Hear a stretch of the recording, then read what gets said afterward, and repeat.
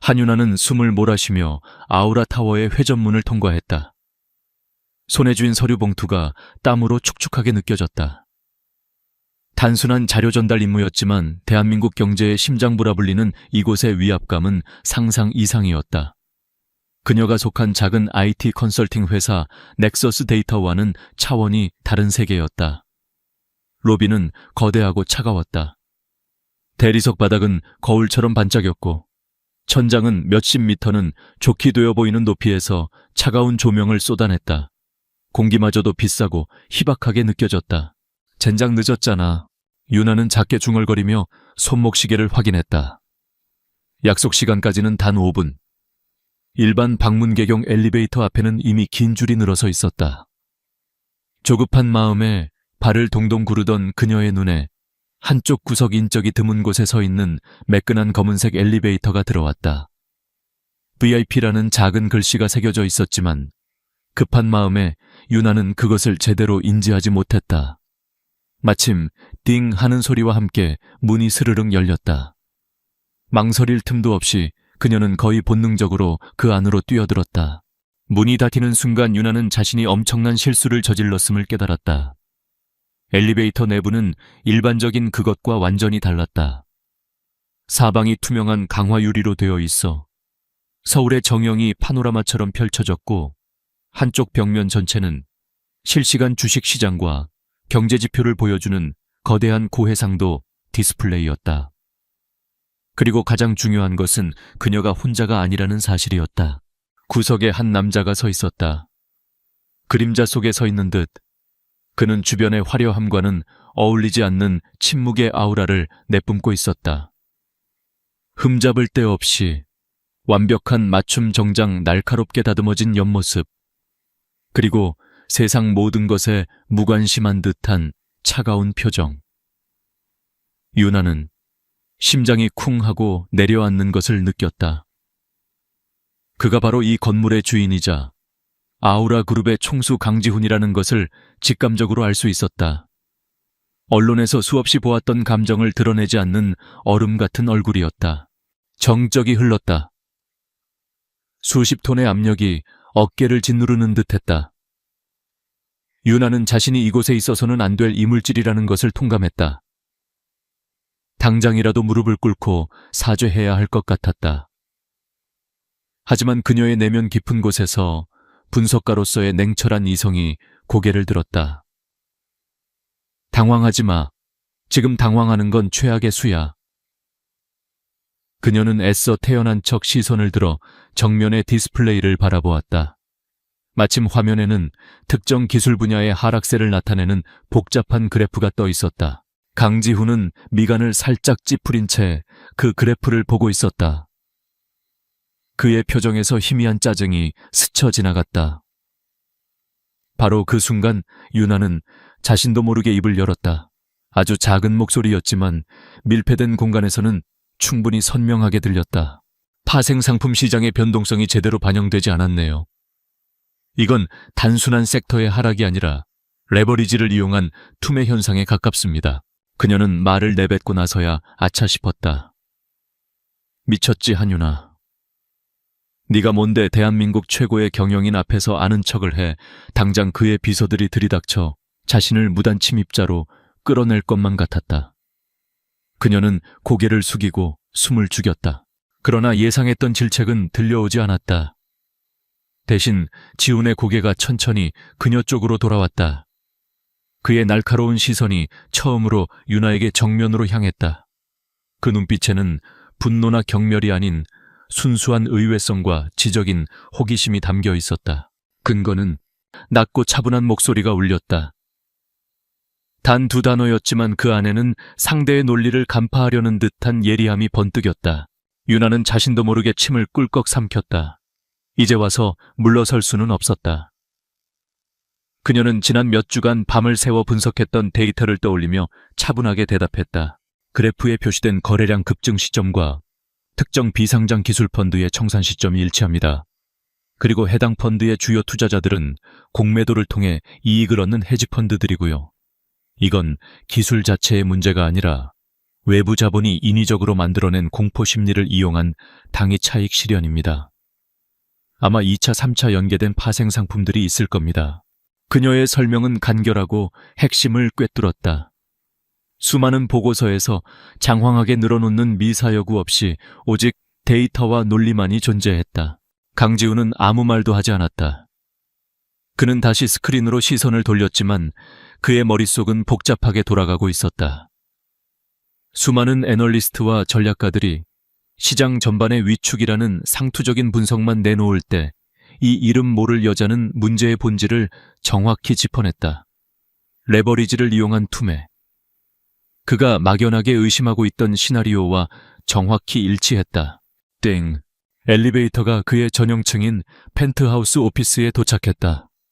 문이 부드럽게 열렸다. 지우는 아무 말 없이 엘리베이터에서 내렸다. 그러나 문이 닫히기 직전 그는 걸음을 멈추고 유나를 돌아보았다. 그 깊이를 알 수 없는 눈동자가 그녀를 잠시 응시했다. 마치 흥미로운 분석 대상을 발견한 과학자처럼. 그리고 그는 그대로 복도 안으로 사라졌다. 문이 닫히고 유나는 그제야 참았던 숨을 한꺼번에 내쉬었다. 다리에 힘이 풀려 하마터면 주저앉을 뻔했다. 심장이 미친 듯이 날뛰었다. 공포와 함께 설명할 수 없는 기묘한 희열감이 온몸을 감쌌다. 그녀는 방금 누구와 대화를 나눈 것인가? 한편 자신의 집무실로 향하던 강지훈의 발걸음은 평소보다 조금 느렸다. 그의 비서인 김 실장이 다가와 정중하게 고개를 숙였다. 회장님 오셨습니까? 다음 회의까지 20분 남았습니다. 김 실장. 지훈이 걸음을 멈추고 나지막이 불렀다. 예, 회장님. 방금 나와 함께 엘리베이터에 탔던 여자 알아봐. 김 실장은 의아한 표정을 지었지만 곧바로 표정을 감췄다. 회장님이 사적인 일로 누군가를 알아보라고 지시한 것은 거의 전례가 없는 일이었다. 어떤 인상착의였습니까? 지훈은 잠시 생각에 잠겼다. 평범한 오피스룩 특별할 것 없는 외모. 하지만 그 눈빛만은 달랐다. 두려움 속에서도 흔들리지 않던 지성으로 빛나던 눈빛. 중요하지 않아. 그냥 알아봐. 오늘 이 시간에 내 VIP 엘리베이터에 탑승한 모든 사람을 확인해. 아마 허가받지 않은 인물일 테니. 그의 목소리는 여전히 차가웠지만 그 안에는 이전에는 없던 미세한 호기심의 파동이 일고 있었다. 그의 완벽하게 통제된 세계에 예상치 못한 변수 하나가 뛰어든 참이었다. 그는 자신의 책상에 앉아 방금 전 여자가 했던 말을 되새겼다. 레버리지를 이용한 투매 현상. 어쩌면 이것이 자신이 찾고 있던 실마리일지도 몰랐다. 그는 모니터에 떠있는 수많은 정보들 너머로 방금 전 엘리베이터 안에서 마주쳤던 당돌한 눈빛을 떠올리고 있었다. 아우라 타워에서 빠져나온 유나는 비로소 현실로 돌아온 기분이었다. 자신의 사무실이 있는 낡은 건물로 돌아오자 강렬했던 몇 분간의 기억은 마치 꿈처럼 아득하게 느껴졌다. 넥서스 데이터의 사무실은 아우라의 로비와는 정반대의 풍경이었다. 좁은 공간에 책상들이 다닥다닥 붙어 있었고 여기저기 서류 더미와 컴퓨터 케이블이 어지럽게 널려 있었다. 동료들의 키보드 소리와 전화 통화 소리가 소음처럼 귓가를 맴돌았다. 그녀는 자기 자리에 앉아 멍하니 모니터를 바라보았다. 강지훈의 차가운 눈빛이 그의 깊이를 알 수 없는 목소리가 뇌리에서 떠나지 않았다. 두려움과 동시에 자신의 분석을 단번에 꿰뚫어 보던 그의 지성에 대한 묘한 경외감이 일었다. 그는 내 말을 이해했어. 그 사실 하나만으로도 가슴 한구석이 뜨거워지는 것 같았다. 그녀는 정신을 차리고 다시 일에 집중하려 애썼다. 아니 어쩌면 그와의 만남이 그녀 안에 무언가를 더 강하게 자극한 것일지도 몰랐다. 레버리지를 이용한 투매. 엘리베이터에서 무심코 뱉었던 그 말. 그건 단순한 추측이 아니었다. 지난 며칠간 그녀를 잠 못 들게 했던 데이터 속의 이상 신호였다. 그녀는 자신도 모르게 새로운 분석창을 열었다. 이건 회사의 업무가 아니었다. 그녀 자신의 지적 호기심이자 그 남자 앞에서 했던 말이 틀리지 않았음을 증명하고 싶은 옥이었다. 유나는 미친 듯이 데이터 속으로 파고들었다. 수백만 개의 거래 기록 시장 동향 관련 기업 정보들을 교차 분석했다. 몇 시간 동안 모니터에서 눈을 떼지 않았다. 동료들이 하나둘씩 퇴근하고 사무실에 정막이 찾아왔을 때 마침내 그녀는 그것을 발견했다. 유령처럼 떠돌던 데이터 조각들이 하나의 선으로 이어지는 순간이었다. 특정 바이오 기술주를 중심으로 지난 한 달간 엄청난 양의 공매도 주문이 집중적으로 발생했다. 모든 거래는 베리타스 인베스트먼트라는 신생 페이퍼 컴퍼니의 명의로 이루어지고 있었다. 베리타스, 베리타스. 진실이라는 뜻의 라틴어. 참으로 역설적인 이름이었다. 유나는 IP 주소를 역추적했다. 예상대로 조세 피난처의 서버를 경유하고 있었지만 그 패턴 속에서 미세한 규칙성을 발견했다. 그건 아우라 그룹의 내부 보안망 구조와 놀랍도록 흡사했다. 심장이 다시 뛰기 시작했다. 이건 단순한 시장 교란 행위가 아니었다.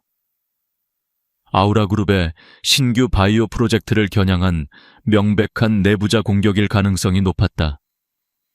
그녀는 발견한 내용을 바탕으로 밤을 새워 보고서를 작성했다.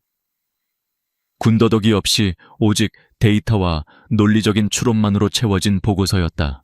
다음날 아침 유나는 퀭한 눈으로 최 팀장을 찾아갔다.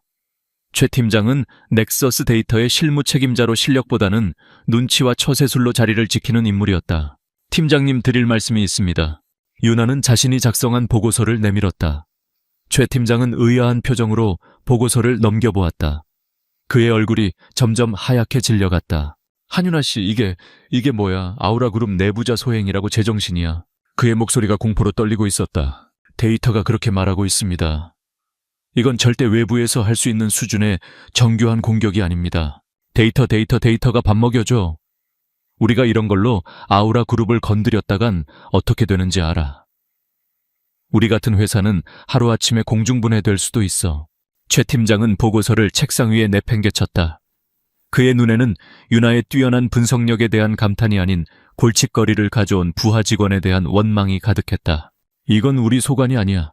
당장 이 자료 전부 파기하고 오늘 일은 없었던 걸로 해. 다시는 이런 짓 할 생각 마. 이건 경고야. 유나는 입술을 깨물었다. 예상했던 반응이었지만 가슴에 찬물이 끼얹어지는 듯한 무력감이 온몸을 덮쳤다. 그녀는 아무 말 없이 돌아섰다. 하지만 그녀의 눈빛은 포기를 몰랐다. 이 진실을 그냥 묻어버릴 수는 없었다. 같은 시각 아우라타워 펜트하우스. 강지우는 자신의 집무실에서 서울의 아침을 내려다보고 있었다. 그의 책상 위에는 김 실장이 가져온 얇은 서류 파일 하나가 놓여 있었다. 김 실장이 정중하게 보고했다. 회장님 확인했습니다. 어제 엘리베이터에 탑승했던 여성은 넥서스 데이터 소속의 한유나 대리입니다. 어제 오후 저희 전략기획팀에 정기 데이터 클리닝 보고서를 전달하러 왔던 것으로 확인됐습니다. 넥서스 데이터. 지우는 나지막이 그 이름을 읊조렸다. 가끔 사소한 외주 용역을 맡기는 수많은 협력업체 중 하나였다. 대리라는 직급. 그녀가 보여주었던 날카로운 통찰력과는 전혀 어울리지 않는 위치였다. 그 보고서 가져와. 잠시 후 김 실장이 가져온 보고서를 넘겨보던 지훈의 미간이 미세하게 좁아졌다. 지극히 평범하고 기계적인 데이터 정리 보고서였다. 분석이라고 할 만한 내용은 전혀 없었다. 작성자 명단 구석에 한유나라는 이름이 적혀 있을 뿐이었다. 지우는 그녀의 재능이 이런 하찮은 업무에 썩고 있다는 사실을 직감했다. 무언가 잘못되어 있었다. 그때 인터폰이 울렸다. 임원 전략 회의 시간이었다. 회의실의 공기는 팽팽했다. 안건은 최근 불안정한 모습을 보이는 신규 바이오 프로젝트였다. 그리고 그 발표의 중심에는 기획조정실장인 박성진 이사가 서 있었다. 박성진은 수려한 외모와 세련된 매너, 자신감 넘치는 태도로 지훈의 아버지인 선대 회장 시절부터 신임을 얻어온 인물이었다. 그는 매끄러운 말솜씨로 현재의 위기는 시장의 일시적인 과민 반응일 뿐이며 곧 안정될 것이라고 장담했다. 일부 경쟁사들의 악의적인 루머와 시장의 불안 심리가 겹쳐 생긴 해프닝일 뿐입니다. 제가 완벽하게 통제하고 있으니 회장님께서는 염려 놓으셔도 됩니다. 그는 지훈을 향해 자신만만한 미소를 지어 보였다. 그때 한 젊은 임원이 조심스럽게 손을 들었다. 하지만 이사님, 증권가 정보지에 따르면 단순한 루머가 아니라 특정 세력에 의한 조직적인 공매도 공격이라는 분석도 있습니다. 저희가 너무 안일하게 대처하는 것은 아닌지. 박성진의 미소가 순간 싸늘하게 굳었다. 그는 젊은 임원을 위아래로 훑어보며 비웃음을 날렸다. 김 부장, 언제부터 우리 아우라 그룹이 인터넷 찌라시를 보고 경영 전략을 세웠나? 근거 없는 소문에 흔들리지 말고 자네 일이나 똑바로 하게. 회의실 분위기가 차갑게 얼어붙었다. 누구도 감히 더 이상 이의를 제기하지 못했다. 강지훈은 말없이 팔짱을 낀 채 그 모든 광경을 지켜보고 있었다. 박성진의 완벽해 보이는 프레젠테이션, 그의 과장된 자신감, 그리고 반대 의견을 묵살하는 교묘한 권위. 지훈의 눈에는 그 모든 것이 부자연스러워 보였다. 특히 조직적인 공매도 공격이라는 말이 나왔을 때 박성진의 손가락이 순간 미세하게 떨리는 것을 그는 놓치지 않았다. 엘리베이터에서 만난 여자, 그녀가 뱉었던 날카로운 분석, 그리고 지금 눈앞에서 펼쳐지고 있는 박성진의 연극.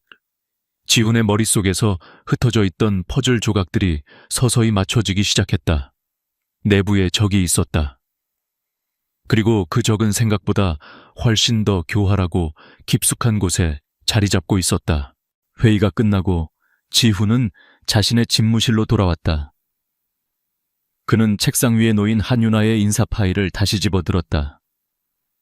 증명사진 속의 그녀는 평범해 보였지만 그는 그 안에 숨겨진 날카로운 무기를 보았다. 자신에게는 지금 증거가 없었다. 그리고 적을 상대할 무기가 필요했다.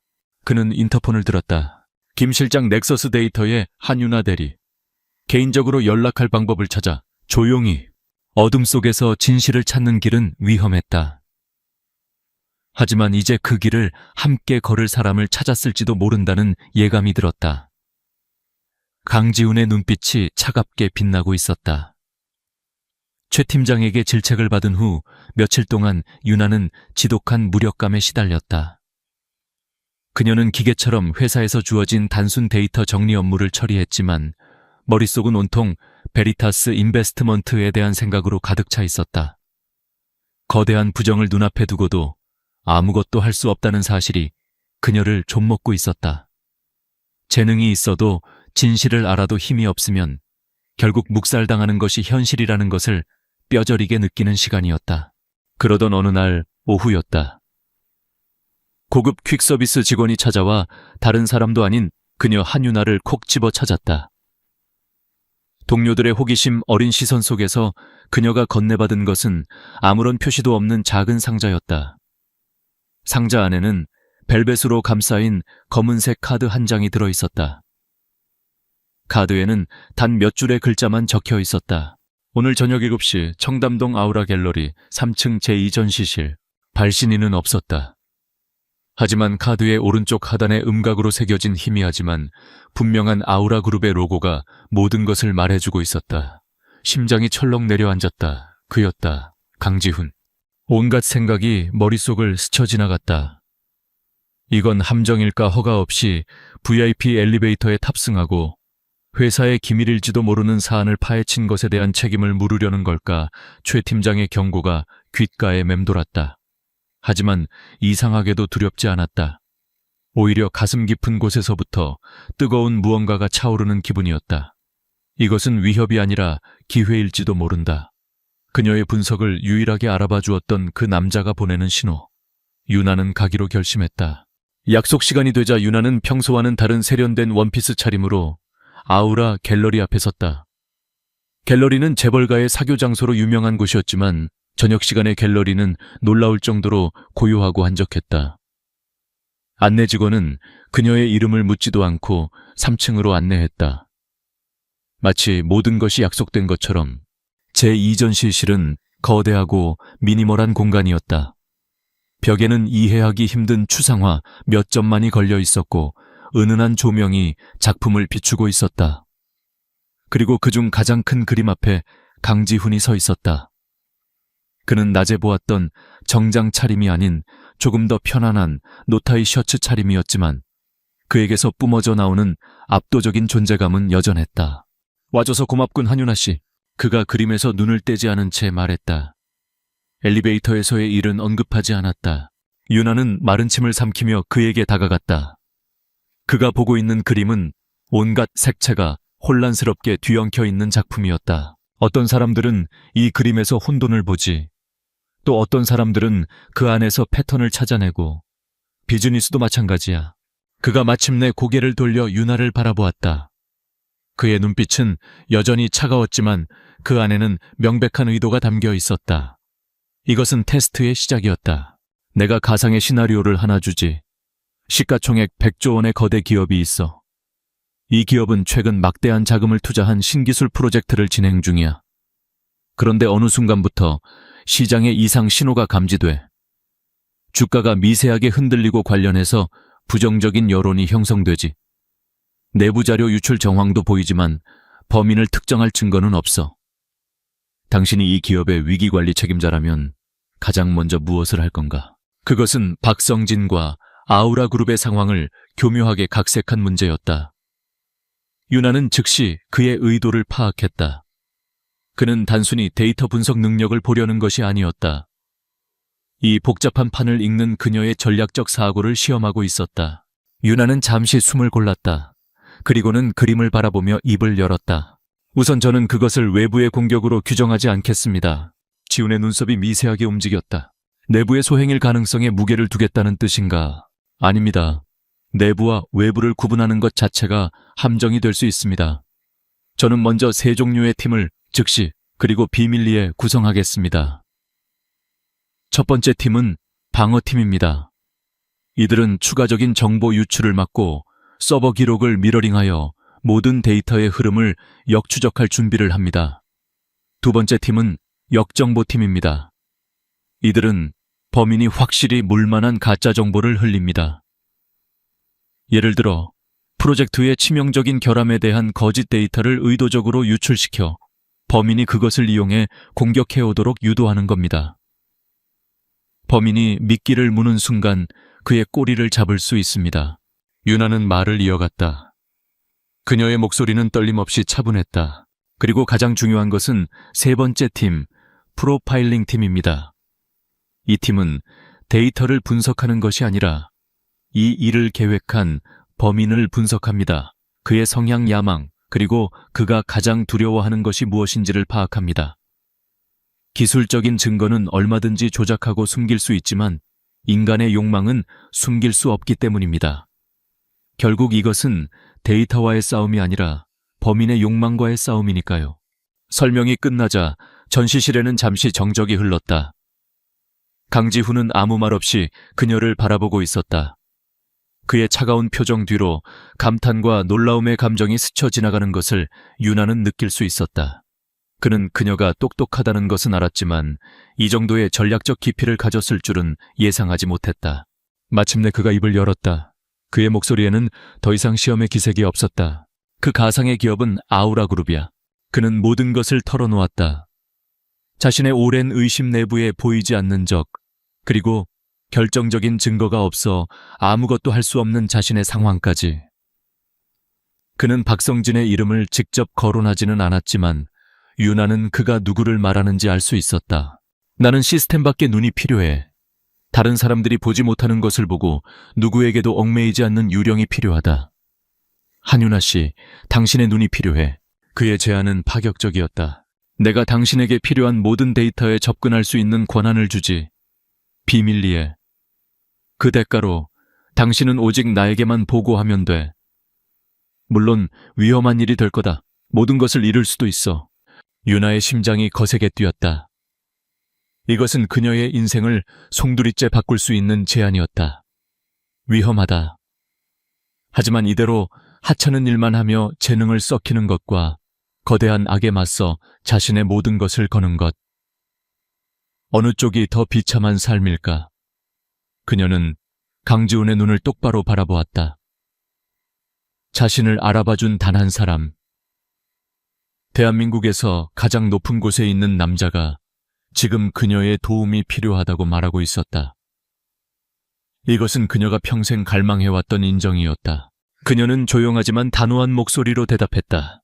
하겠습니다. 그 한마디에 모든 것이 결정되었다. 악수도 계약서도 없었다. 하지만 서로의 눈빛을 통해 그들은 세상에서 가장 견고한 계약을 맺었다. 보이지 않는 전쟁의 서막이었다. 지훈은 품에서 작은 기기를 꺼내 그녀에게 건넸다. 완벽하게 보안 처리된 전용 통신장치였다. 이제부터는 이걸로만 연락한다. 첫 번째 임무는 베리타스 인베스트먼트의 자금 흐름을 추적해 그 돈이 어디서 시작해서 어디로 흘러 들어가는지 단 한 푼까지도 놓치지 마. 그는 이미 그녀가 어디까지 파악했는지 알고 있다는 듯이 말했다. 유나는 조용히 통신장치를 받아들었다. 차가운 금속의 감촉이 그녀에게 앞으로 닥칠 일들의 무게를 실감하게 했다. 거대한 체스판이 펼쳐졌다.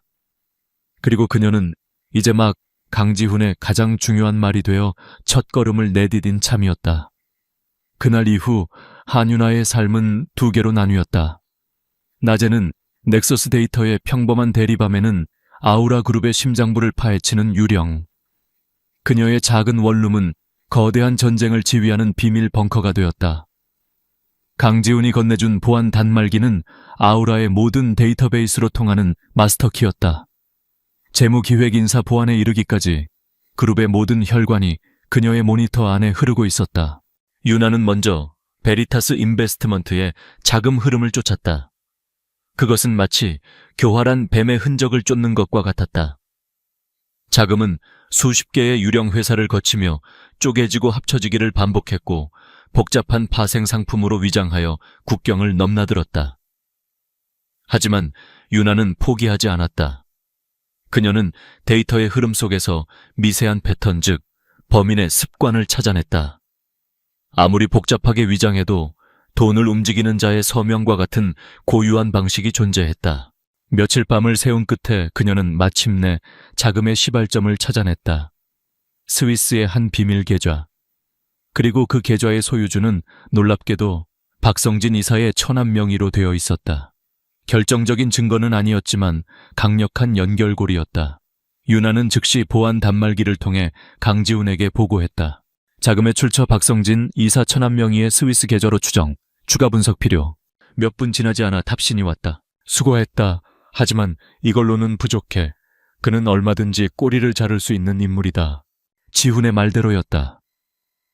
박성진은 뱀이 아니라 머리가 여러 개 달린 히드라 같은 남자였다. 유나가 하나의 연결고리를 찾아내자마자 그는 마치 기다렸다는 듯이 움직이기 시작했다. 갑자기 아우라 그룹의 내부 정보망에 엄청난 양의 거짓 정보가 풀리기 시작했다. 경쟁사의 신기술 개발 루머, 해외 자원 개발 실패설, 심지어는 강지훈 회장의 건강 이상설까지. 시장은 혼란에 빠졌고 주가는 요동쳤다. 이것은 박성진이 의도적으로 피운 연막, 즉 거짓의 안개였다. 그는 진짜 위협을 감추기 위해 수많은 가짜 위기를 만들어내고 있었다. 유나는 그의 의도를 즉시 간파했다. 그는 지금 유령 사냥을 하고 있었다. 자신을 파헤치는 보이지 않는 적의 시선을 분산시키고 지치게 만들려는 속셈이었다. 교활한 사람. 유나는 혀를 내둘렀다. 하지만 동시에 도전의식이 불타올랐다. 그녀는 박성진이 뿌려놓은 거짓 정보들을 역으로 분석하기 시작했다. 그는 무엇을 감추기 위해 이런 안개를 피웠을까? 거짓 정보의 패턴을 분석하면 그가 가장 숨기고 싶어하는 진실의 윤곽을 그릴 수 있을 터였다. 그때부터 유나와 박성진의 보이지 않는 수싸움이 시작되었다. 유나가 데이터 속에서 진실의 조각을 찾아내려 하면 박성진은 더 교묘한 거짓 정보로 그것을 덮어버렸다. 마치 안개 속에서 벌이는 숨막히는 체스와도 같았다. 이 고독한 싸움 속에서 그녀의 유일한 소통 창구는 강지훈이었다. 그들은 매일 밤 보안 단말기를 통해 대화를 나눴다. 처음에는 건조한 업무 보고로 시작된 대화는 시간이 지나면서 점차 다른 색을 띠기 시작했다. 오늘 박 이사가 이사회에서 새로운 M&A 안건을 내놨어. 모든 시선을 그쪽으로 돌리려는 수작이다. 알고 있어요. 그가 제시한 인수 대상 기업의 재무제표는 완벽하게 조작된 겁니다. 실제 가치는 절반도 안 돼요. 제가 분석한 자료를 방금 전송했습니다. 대단하군. 이걸 어떻게 반나절 만에 분석했지? 데이터는 거짓말을 하지 않으니까요. 거짓말을 하는 건 사람이죠. 때로는 지친 기색이 역력한 그의 메시지가 날아오기도 했다. 오늘도 이사회에서 괴물들과 싸우다 왔다. 가끔은 이 모든 게 무슨 의미가 있나 싶군. 유나는 잠시 망설이다 답장을 보냈다. 회장님은 혼자가 아닙니다. 짧은 문장이었지만 그 안에는 그녀의 진심이 담겨 있었다.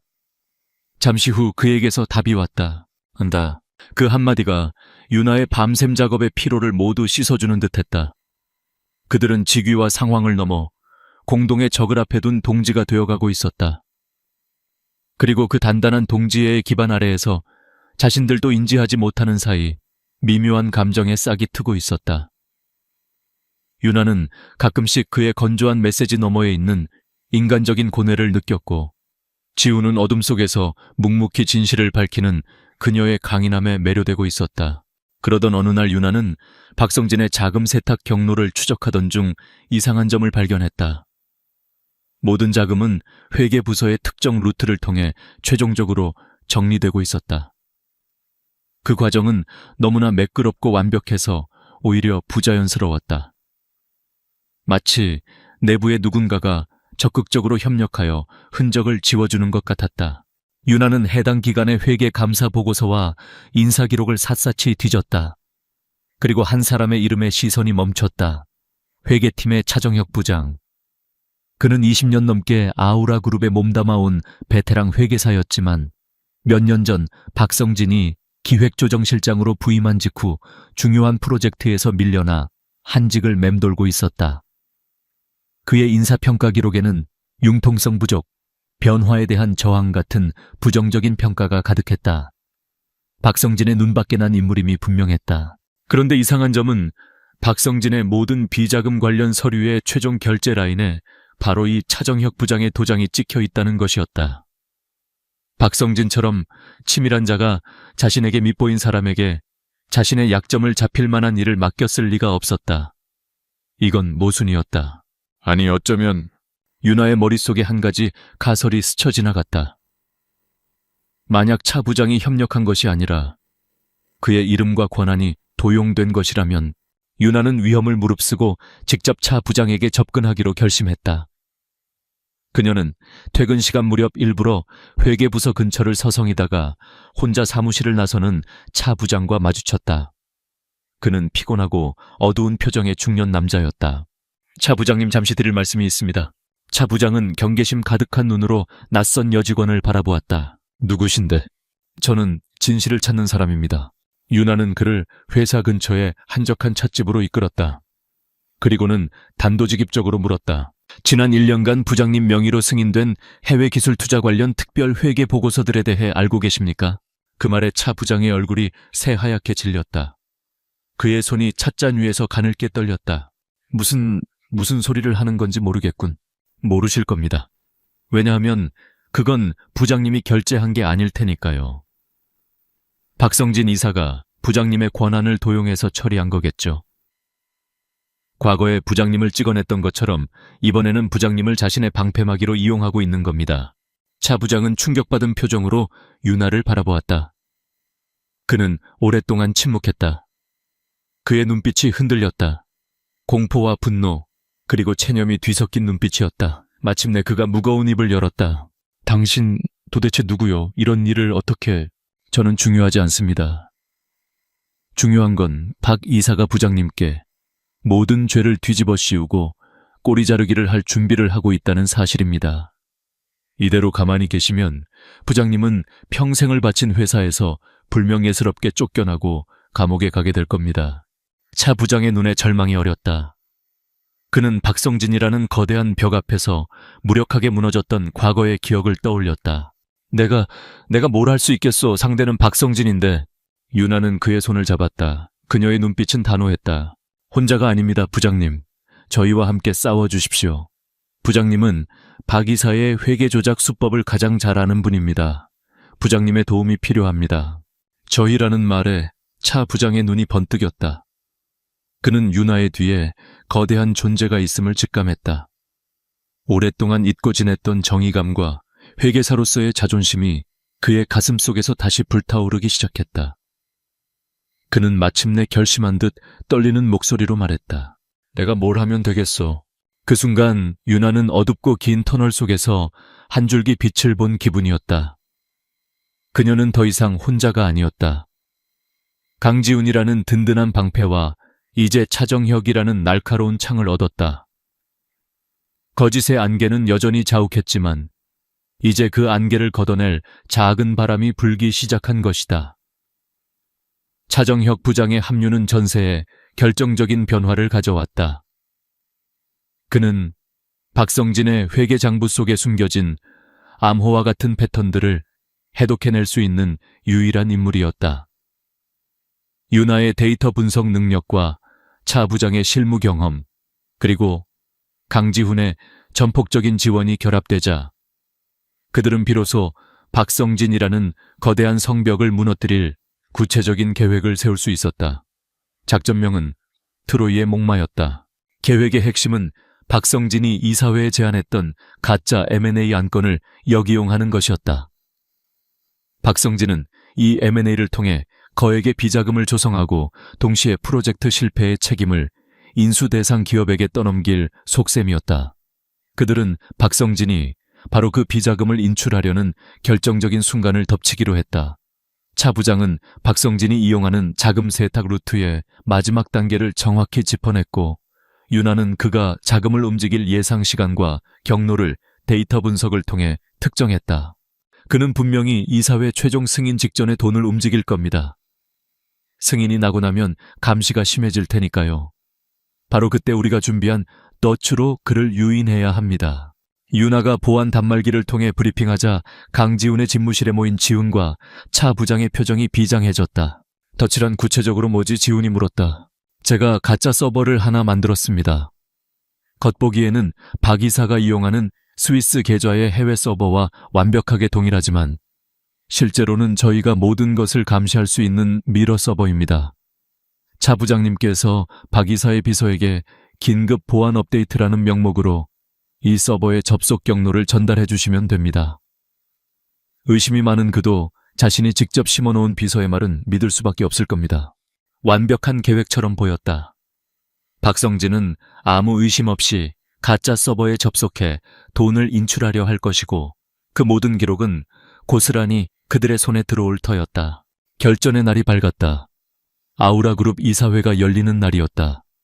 유나는 자신의 원룸에서 지훈과 차 부장은 각각의 위치에서 숨을 죽인 채 모니터를 지켜보고 있었다. 이사회가 시작되고 예상대로 박성진은 화려한 언변으로 M&A의 필요성을 역설했다. 바로 그때 유나의 모니터에 경고등이 깜빡였다. 목표가 움직이기 시작했다. 박성진이 자신의 사무실에 있는 개인 컴퓨터를 통해 가짜 서버에 접속한 것이다. 유나의 심장이 세차게 뛰었다. 이제 그가 자금 이체 버튼을 누르기만 하면 모든 것이 끝난다. 하지만 박성진은 돈을 인출하지 않았다. 대신 그는 전혀 예상치 못한 행동을 했다. 그가 아우라그룹의 신규 바이오 프로젝트의 핵심 설계도를 그 서버에 업로드하기 시작한 것이다. 이게 무슨... 유나는 혼란에 빠졌다. 그는 왜 자신의 비자금 계좌에 회사의 1급 기밀을 업로드하는 거지? 이건 자살 행위나 다름없었다.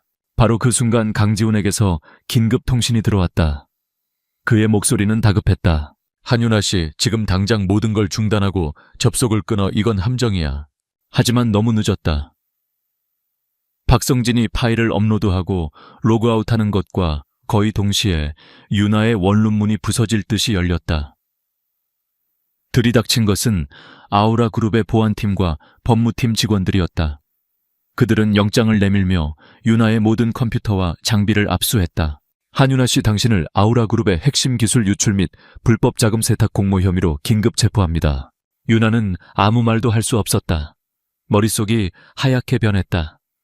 자신이 완벽하다고 믿었던 덫에 스스로가 걸려든 것이다. 같은 시각 이사회장, 한바탕 소동이 벌어졌다. 박성진은 비통한 표정으로 자신이 방금 엄청난 사실을 발견했다고 보고했다. 믿을 수 없는 일이 벌어졌습니다. 넥서스 데이터라는 협력업체의 한 직원이 제 명의를 도용하여 불법 자금 세탁을 시도하고 심지어 우리의 핵심 기술을 해외 경쟁사에 팔아넘기려 한 정황을 포착했습니다. 그는 증거라며 자료들을 화면에 띄웠다. 화면에는 유나가 가짜 서버에 접속했던 모든 기록과 그녀의 IP 주소에서 바이오 프로젝트 설계도가 업로드된 로그가 선명하게 나타나 있었다. 심지어 그 파일이 전송되려 했던 곳은 아우라의 최대 경쟁사인 글로벌테크의 위장 서버 주소였다. 모든 증거는 한유나를 범인으로 지목하고 있었다. 박성진은 강지훈을 향해 고개를 돌렸다. 그의 눈에는 교활한 승리자의 미소가 번뜩였다. 회장님 정말 유감입니다. 회장님께서 개인적으로 관심을 보이고 심지어 비밀리에 접촉까지 하셨던 그 직원이 이런 끔찍한 배신을 저지를 줄은 꿈에도 몰랐습니다. 그의 마지막 말은 이사회장의 폭탄을 던진 것과 같았다. 모든 임원의 시선이 강지훈에게로 쏠렸다. 회장이 직접 스파이를 끌어들였다는 것인가?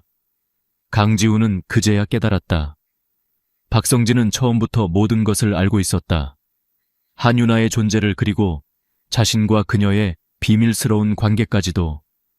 그는 이 모든 상황을 기다려왔던 것이다. 자신과 유나를 한 번에 무너뜨릴 완벽한 판을. 사건은 일파만파로 커졌다. 언론은 아우라 그룹 천재 여성 스파이에 농락당하다.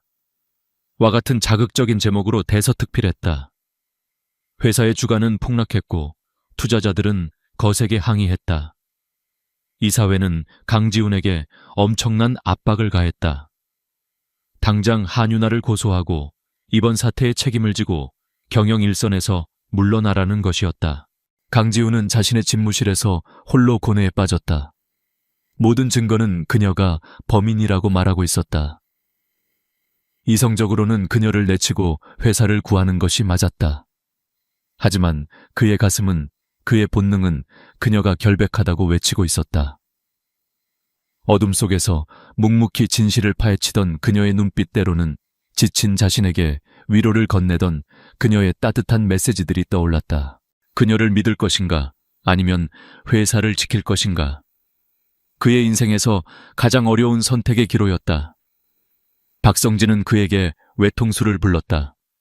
어떤 선택을 하든 그는 치명상을 입게 될 터였다. 김 실장이 조심스럽게 들어와 보고했다. 회장님, 기자들이 회장님의 공식 입장을 기다리고 있습니다. 이제 결정을 내리셔야 합니다.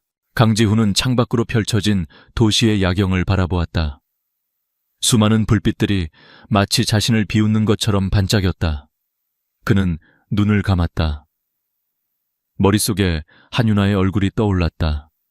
두려움 속에서도 결코 흔들리지 않던 강인한 얼굴. 그는 마침내 결심을 굳혔다. 강지훈은 기자들 앞에 섰다. 수백 개의 카메라 플래시가 쉴 새 없이 터졌고 질문들이 폭포수처럼 쏟아졌다. 아우라 그룹의 운명이, 그리고 한유나의 운명이 그의 입에 달려 있었다. 모두가 예상하는 대답은 정해져 있었다. 한유나를 희생양으로 삼아 회사를 구하고 자신의 리더십을 증명하는 것. 그는 마이크를 잡고 잠시 침묵했다. 소란스럽던 기자회견장이 순간 조용해졌다. 마침내 그가 입을 열었다. 그의 목소리는 낮았지만 장내의 모든 사람에게 똑똑히 들릴 만큼 단호했다. 저는 한유나 씨를 믿습니다. 충격적인 한마디였다. 기자들은 술렁였고 생중계를 지켜보던 이사회 임원들은 경악했다. 이번 사건은 외부의 스파이 행위가 아닙니다. 이것은 아우라 그룹의 심장부를 좀먹고 있는 내부의 적을 색출하는 과정에서 발생한 일입니다. 한유나 씨는 스파이가 아니라 저와 함께 진실을 추적하던 제 사람이었습니다. 그녀는 함정에 빠진 것이며 저는 그녀의 결백을 증명하기 위해 제 모든 것을 걸겠습니다. 그는 폭탄 선언을 한 뒤 더 이상의 질문을 받지 않고 기자회견장을 떠났다. 이것은 선전포고였다. 박성진을 향한, 그리고 자신을 압박하는 세상 모두를 향한. 그는 회사를 지키는 대신 한 사람에 대한 믿음을 지키는 길을 택했다. 한편 구치소에 수감되어 있던 유나는 절망의 나락에 빠져 있었다. 모든 것이 끝났다고 생각했다. 믿었던 사람에게 철저히 배신당했고 자신의 재능은 결국 자기 자신을 파멸시키는 칼이 되어 돌아왔다.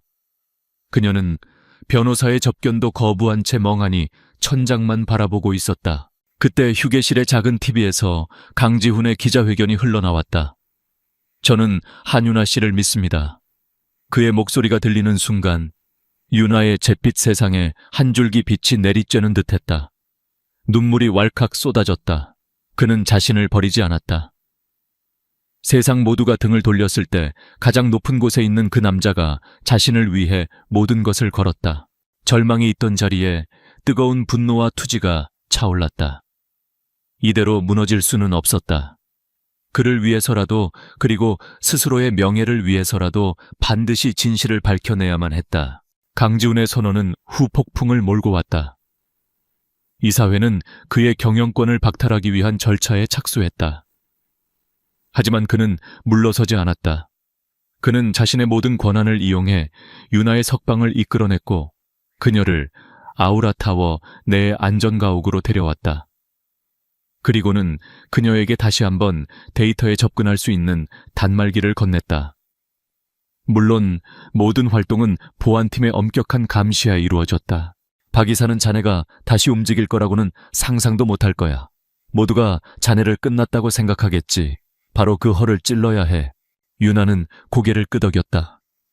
그녀의 눈빛은 이전보다 훨씬 더 날카롭고 단단해져 있었다. 그녀는 다시 한번 사건의 모든 기록을 처음부터 검토했다. 박성진이 설계한 함정은 완벽에 가까웠다. 데이터의 흐름, 로그 기록 증거, 인멸까지 흠잡을 데가 없었다. 아니야, 세상에 완벽한 범죄는 없어.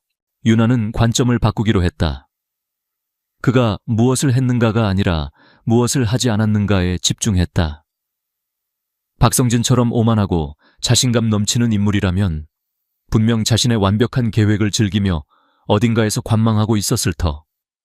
그는 자신의 덫에 먹잇감이 걸려드는 순간을 직접 확인하고 싶었을 것이다.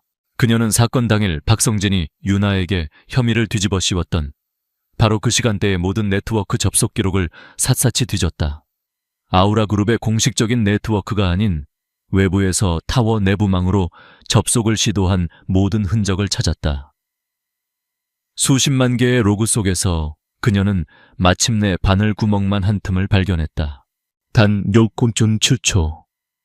이사회장 근처의 와이파이 사각지대에서 정체불명의 개인용 태블릿 기기가 아우라의 비공식 게스트 네트워크에 접속했다가 사라진 흔적이었다. 그 기기는 단 하나의 패킷만을 주고받았는데 그 목적지는 바로 윤아가 접속했던 가짜 스위스 서버였다. 박성진이 자신의 함정이 제대로 작동하는지 확인하기 위해 아주 잠깐 개인 기기로 접속했던 것이다. 그는 아무도 이 찰나의 순간을 포착하리라고는 상상도 못했을 것이다. 그의 오만함이 남긴 유일한 실수였다. 찾았어요. 윤아는 소리쳤다. 그녀는 즉시 해당 기기의 고유 식별 번호를 추적했다. 그리고 그 끝에서 그녀는 상상도 못했던 사실과 마주했다. 그 태블릿은 3년 전 박성진이 카리브해의 한 섬에서 개인 휴가를 즐길 때 구매했던 것이었다. 그리고 그 구매 대금은 그가 차명으로 관리하던 비밀 계좌에서 지불되었다. 이것이 마지막 퍼즐 조각이었다. 윤아는 즉시 차정혁 부장에게 연락했다. 차 부장은 자신의 모든 인맥을 동원해 해당 계좌의 거래 내역을 확보했다.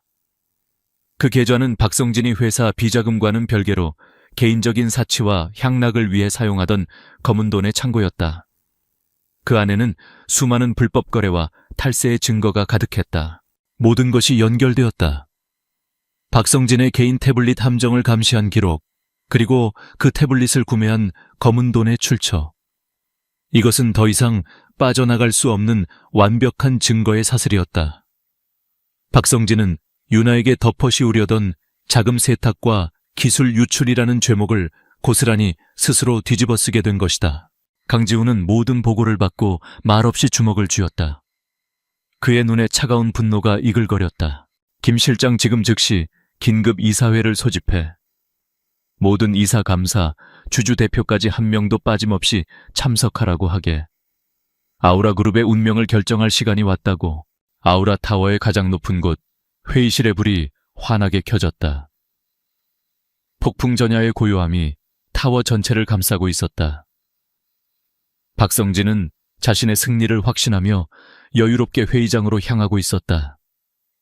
그는 아직 자신의 발밑이 무너져 내리고 있다는 사실을 전혀 알지 못했다. 긴급이사회가 소집된 회의실은 얼음장처럼 차가운 긴장감으로 가득했다. 아우라 그룹의 모든 핵심 인물들이 모여 있었다. 박성진은 자신의 승리를 의심치 않는 여유로운 미소와 함께 상석에 앉아 있었다. 그는 강지훈이 자신을 탄핵하기 위해 무리수를 두는 것이라고 생각했다. 하지만 그가 곧 마주하게 될 운명을 그는 전혀 예측하지 못하고 있었다. 회의가 시작되고 박성진 측의 이사들이 먼저 강지훈의 자격 문제를 거론하며 포문을 열었다. 회장께서는 회사에 막대한 손해를 끼친 범죄자를 비호하며 그룹 전체를 위기에 빠뜨렸습니다. 이는 명백한 배임 행위이며 리더로서의 자격이 없음을 스스로 증명한 꼴입니다. 날선 비난이 쏟아졌다. 강지훈은 아무 말 없이 모든 공격을 묵묵히 받아내고 있었다. 그의 침묵은 박성진과 그의 추종자들에게는 패배를 인정하는 것처럼 보였다. 박성진이 결정타를 날리기 위해 자리에서 일어나는 순간이었다. 회의실의 거대한 문이 소리 없이 열렸다. 모든 사람의 시선이 문으로 향했다. 한유나가 서 있었다. 그녀는 더 이상 어둠 속에 숨어있는 유령이 아니었다. 단정하지만 흔들림 없는 모습으로 그녀는 회의실 안으로 천천히 걸어 들어왔다. 그녀의 뒤를 차정혁 부장이 따랐다. 박성진의 얼굴에서 처음으로 미소가 사라졌다. 당황과 분노가 그의 얼굴에 스쳐 지나갔다. 지금 뭐 하는 짓이야? 여기가 어디라고 감히? 박성진이 소리쳤다. 강지훈이 자리에서 일어나 그의 말을 막았다. 제가 부른 손님들입니다, 박 이사. 아니, 이제는 박성진 씨라고 불러야겠군요. 지훈은 회의실의 대형 스크린을 향해 손짓했다. 스크린에 첫 번째 증거가 나타났다. 박성진이 개인 태블릿으로 가짜 서버에 접속했던 0.7초의 기록이었다. 유나가 마이크 앞에 섰다. 그녀의 목소리는 작았지만 회의실 전체를 압도할 만큼의 힘이 있었다. 박성진 씨는 자신이 설계한 함정에 제가 걸려드는 순간을 직접 확인하고 싶었을 겁니다. 그래서 이사회장 근처에서 개인 기기를 이용해 저희가 만들어둔 덫을 확인했죠. 그의 오만함이 남긴 유일한 실수였습니다. 박성진은 코웃음을 쳤다. 말도 안 되는 소리. 저런 기록 하나로 나를 범인으로 모는 건가? 얼마든지 조작 가능한 거 아닌가? 물론 이것만으로는 부족하겠죠. 유나는 침착하게 말을 이었다. 그래서 저희는 그 태블릿의 출처를 추적했습니다. 다음 화면으로 넘어갔다. 카리브해의 한 전자제품 매장에서 박성진이 직접 태블릿을 구매하는 흐릿한 CCTV 영상과 그의 서명이 담긴 신용카드 전표가 나타났다. 그리고 그 대금이 지불된 계좌 역시 찾아냈습니다. 스크린은 순식간에 수백 개의 복잡한 금융거래 내역으로 뒤덮였다. 차정혁 부장이 비장한 표정으로 마이크를 잡았다. 이것은 박성진 씨가 지난 10년간 관리해온 차명 계좌의 전체 거래 내역입니다. 그는 이 계좌를 통해 회사 돈을 횡령하고 불법적인 로비를 자행했으며 막대한 세금을 탈루했습니다. 그가 저에게 뒤집어 씌우려 했던 모든 범죄의 진짜 주인은 바로 박성진 씨 자신이었습니다. 차 부장의 폭로는 회의장을 충격의 도가니로 몰아넣었다. 박성진의 얼굴은 하얗게 질려 있었다. 그는 무언가 반박하려 했지만 목소리가 나오지 않았다. 마지막으로 강지훈이 나섰다. 그의 눈빛은 얼음보다 차가웠다. 박성진 씨, 당신은 아우라 그룹을 자신의 왕국으로 만들려 했지만 당신이 간과한 것이 있어.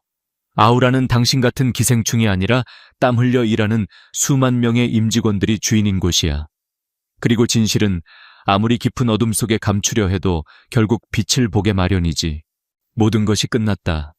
박성진은 그 자리에서 보안팀에 의해 연행되었다.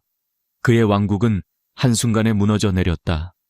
이사회는 만장일치로 강지훈에 대한 모든 혐의를 철회하고 그의 리더십에 절대적인 지지를 보냈다. 아우라 그룹을 뒤덮었던 길고 어두운 폭풍이 마침내 거친 순간이었다. 모든 소동이 끝나고 깊은 밤이 찾아왔다. 강지훈의 펜트하우스 집무실은 고요했다. 그와 유나는 나란히 서서 통유리창 너머로 펼쳐진 서울의 야경을 바라보고 있었다. 수많은 불빛들이 마치 그들의 승리를 축하하는 보석처럼 반짝였다. 오랜 침묵 끝에 유나가 먼저 입을 열었다. 이제 저는 제자리로 돌아가야겠죠. 그녀의 목소리에는 시원함과 함께 자신도 모를 아쉬움이 묻어 있었다. 강지훈은 그녀를 돌아보았다. 그의 눈빛은 더 이상 그룹의 총수가 아닌 한 남자로서의 깊고 따뜻한 감정으로 가득 차 있었다. 당신 자리가 어딘데? 넥서스 데이터의 평범한 대리, 원래 제가 있던 곳이죠. 지훈은 부드럽게 미소 지으며 그녀에게 한 걸음 다가섰다. 아니, 당신 자리는 거기가 아니야. 그는 유나의 손을 조심스럽게 잡았다. 그녀는 놀라 심장이 쿵하고 내려앉는 것을 느꼈다. 처음 당신을 엘리베이터에서 만났을 때 나는 내 완벽한 세상에 뛰어든 이물질이라고 생각했어. 하지만 당신은 이물질이 아니었어.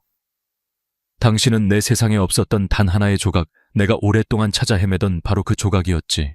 그의 고백은 갑작스러웠지만 너무나도 진실되게 들렸다. 한유나 씨, 당신은 나의 어둠을 밝혀준 빛이었고 내가 포기하려 할 때마다 나를 붙잡아준 용기였어.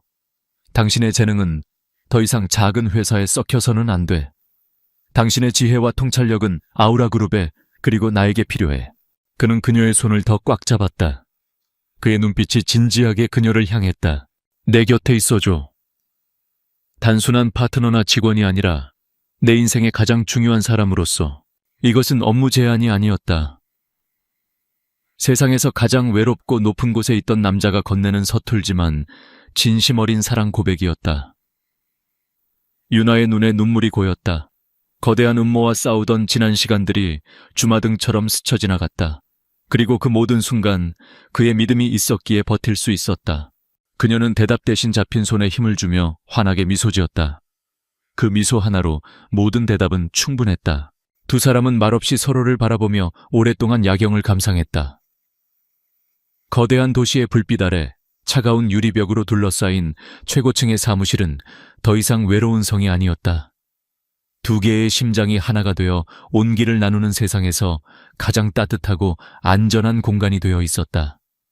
우연히 시작된 엘리베이터에서의 만남은 이제 거부할 수 없는 운명이 되어 그들의 인생을 영원히 함께하게 만들었다. 사랑이 마침내 그 찬란한 꽃을 피운 순간이었다. 서울의 밤은 언제나처럼 수많은 빛으로 반짝였다. 마포의 한적한 골목길 낡은 건물의 맨 위층에 위치한 작은 옥탑방 창문으로 새어나오는 불빛은 그 중에서도 유난히 따뜻하게 느껴졌다. 오늘은 강지훈과 윤서연의 첫 번째 결혼기념일이었다. 다녀왔어, 서연아. 피곤한 기색이 역력한 얼굴이었지만 문을 열고 들어서는 지훈의 목소리에는 깊은 애정이 담겨 있었다. 그의 눈은 집안을 가득 채운 맛있는 냄새와 그보다 더 사랑스러운 아내의 모습을 발견하고는 곧바로 부드럽게 휘어졌다. 어서 와요, 지훈 씨. 오늘 많이 힘들었죠? 앞치마를 두른 채 환한 미소로 그를 맞이하는 서연은 평범한 직장인의 모습이었다. 그녀는 작은 IT 회사의 기획팀 직원으로 일하고 있었다. 적어도 지훈과 주변 사람들은 모두 그렇게 알고 있었다. 그녀가 대한민국 경제를 움직이는 거대 재벌 YS그룹의 숨겨진 회장이라는 사실은 그 누구도 상상조차 하지 못했다. 지훈은 겉옷을 벗어 옷걸이에 걸며 고개를 저었다. 아니, 괜찮아. 당신 얼굴 보니까 피곤이 싹 가시네. 그는 서연의 허리를 감싸 안고 그녀의 이마에 부드럽게 입을 맞췄다. 1년 전 오늘 그는 세상 전부를 얻은 것만 같았다. 중소건축사무소에 이름 없는 건축가였던 자신에게 서연 같은 여자가 아내가 되어준 것은 기적이었다. 그들의 만남은 우연이었다. 지훈의 회사가 서연의 회사와 작은 협력 프로젝트를 진행하게 되면서 두 사람은 처음 만났다. 언제나 밝고 긍정적인 에너지를 뿜어내는 서연에게 지훈은 첫눈에 반했고 몇 번의 만남 끝에 용기를 내어 고백했다. 그리고 거짓말처럼 그녀는 그의 마음을 받아주었다. 우와, 이거 다 당신이 한 거야. 진수성찬인데. 식탁 위에 차려진 음식들을 보며 지훈이 감탄했다. 잡채, 소갈비찜, 미역국까지 모두 그가 좋아하는 음식들이었다. 평범한 가정집의 소박하지만 정성 가득한 저녁 식사였다. 오늘 같은 날인데 이 정도는 해야죠. 얼른 앉아요. 배고프겠다. 두 사람은 식탁에 마주 앉았다. 창밖으로는 서울의 야경이 그림처럼 펼쳐져 있었지만 두 사람의 눈에는 오직 서로의 모습만이 담겨 있었다. 그들은 함께 식사를 하며 지난 1년간의 추억들을 이야기했다. 함께 장을 보러 갔던 일, 주말에 공원으로 피크닉을 갔던 일, 사소한 다툼 끝에 서로에게 서운함을 토로하다가도 금세 웃으며 화해했던 일까지 모든 순간이 소중하고 행복했다. 기억나요? 우리가 처음 만났을 때 지훈 씨가 제 앞에서 엄청 긴장해서 설계 도면을 떨어뜨렸잖아요. 서연이 웃으며 말하자 지훈의 얼굴이 살짝 붉어졌다. 그때는 정말 심장이 터지는 줄 알았어. 당신이 너무 눈부셔서. 그런 사람이 내 아내가 될 줄은 꿈에도 몰랐지. 저는 그때 지훈 씨의 눈을 봤어요. 자신의 일에 대한 뜨거운 열정과 진심이 담겨 있었죠. 그래서 좋았어요. 서연의 말은 진심이었다. 재벌가의 딸로 태어나 위선과 가면으로 가득한 세상에 환멸을 느끼던 그녀에게 때묻지 않은 순수함과 열정을 가진 지훈은 유일한 구원이었다. 그녀는 자신의 모든 것을 버리고 평범한 윤서연으로 그의 곁에 남기를 선택했다. 그리고 그 선택을 단 한 번도 후회한 적이 없었다. 식사가 끝나고 지훈은 잠시 기다리라며 방으로 들어갔다. 그의 얼굴에는 긴장과 설렘이 뒤섞인 묘한 표정이 떠올라 있었다. 잠시 후 그는 두꺼운 포트폴리오 묶음과 작은 USB 하나를 들고 나왔다. 서연아, 이게 내 결혼기념일 선물이야. 서연은 의아한 표정으로 그를 바라보았다. 명품 가방도 반짝이는 보석도 아니었다. 그녀의 눈에 비친 것은 낡고해진 포트폴리오와 평범한 USB 뿐이었다. 지훈은 그녀의 앞에 조심스럽게 포트폴리오를 펼쳤다. 그 안에는 빼곡하게 그려진 설계 도면과 복잡한 데이터 분석 자료, 그리고 미래 도시의 청사진을 담은 3D 렌더링 이미지들이 가득했다. 그의 지난 10년이 고스란히 담겨 있는 결과물이었다. 이게 뭐예요? 내 꿈이야, 내 모든 것. 지훈의 목소리가 살짝 떨렸다. 그는 지난 10년간 밤낮 없이 매달려온 자신의 프로젝트에 대해 설명하기 시작했다. 프로젝트의 이름은 엘리시안 필드. 인공지능이 제어하는 완전 자급자족형 생태 스마트 도시 프로젝트였다. 이 도시는 탄소 배출량이 제로야. 모든 건물은 그 자체가 태양광 발전소 역할을 하고 남는 에너지는 중앙 에너지 저장 시스템에 보관돼. 도시 전체가 거대한 유기체처럼 움직이는 거지. 폐기물은 100% 재활용되고 수직 농장에서 도시가 소비하는 모든 식량을 생산해. 교통 시스템부터 의료 교육까지 모든 것이 중앙 AI 가이아에 의해 최적화되어 운영돼. 그의 눈은 그 어떤 별보다도 밝게 빛나고 있었다. 자신의 창조물에 대한 무한한 자부심과 열정이 느껴졌다. 그는 USB를 서연의 손에 쥐어주며 말했다. 여기에는 엘리시안 필드의 모든 원본 데이터와 설계 기술, 그리고 관련 특허 출원에 필요한 모든 자료가 들어있어. 그리고 그는 서류 한 장을 꺼내 그녀 앞에 내밀었다. 그것은 엘리시안 필드 프로젝트에 대한 모든 소유권과 지적재산권을 아내 윤서연에게 양도한다는 내용의 양도 계약서였다. 서연은 순간 숨을 멈췄다. 그녀는 지훈이 얼마나 이 프로젝트에 애정을 쏟아부었는지 잘 알고 있었다. 그것은 그의 분신과도 같았다. 그런데 그것을 자신에게 주겠다니. 지훈 씨, 이걸 왜 저에게... 지훈은 따뜻하게 웃으며 그녀의 손을 잡았다. 사람들은 이런 프로젝트의 가치가 최소 1조 원은 될 거라고 하더군. 물론 지금의 내겐 그림의 떡 같은 이야기지만. 그래서 이게 내 1조 원짜리 선물이야, 서연아. 당신에게 내 전부를 주고 싶었어. 내 꿈까지도. 그에게 있어 1조 원이라는 금액은 자신의 사랑과 헌신을 표현하는 상징적인 숫자일 뿐이었다. 그는 자신의 가장 소중한 것을 사랑하는 아내에게 바침으로써 영원한 사랑을 맹세하고 싶었던 것이다. 그러나 그 말을 듣는 서연의 심장은 차갑게 가라앉았다. 그녀의 눈에 눈물이 고였다. 반은 남편의 순수한 사랑에 대한 벅찬 감동이었고 나머지 반은 등골을 서늘하게 만드는 냉엄한 현실 인식 때문이었다. YS그룹의 회장으로서 그녀는 이 프로젝트의 진짜 가치를 누구보다 정확하게 알고 있었다. 이것은 단순히 1조 원짜리 프로젝트가 아니었다. 만약 실현된다면 건설 에너지 IT 기술의 패러다임을 완전히 바꿔버릴 그 가치를 돈으로 환산하는 것조차 불가능한 혁명적인 계획이었다. 이것은 미래 그 자체였다. 그런데 지우는 이 엄청난 보물을 그 가치도 제대로 알지 못한 채 순수한 사랑의 증표로 자신에게 넘겨주었다. 지훈 씨, 당신은 지금 어떤 일을 한 건지 모르실 거예요. 서연은 차마 말을 잇지 못하고 지훈의 품에 안겼다. 그녀의 어깨가 가늘게 떨렸다. 지훈은 그녀가 감동해서 우는 것이라 생각하고 등을 부드럽게 토닥여 주었다. 왜 울어? 기쁜 날에. 당신이 내 옆에 있어 주는 것만으로도 나는 충분한데. 고마워요. 정말 고마워요, 지훈 씨. 서연은 그의 품에 얼굴을 묻은 채 속삭였다. 지금 이 순간의 평화와 행복이 거짓된 신기루처럼 느껴졌다.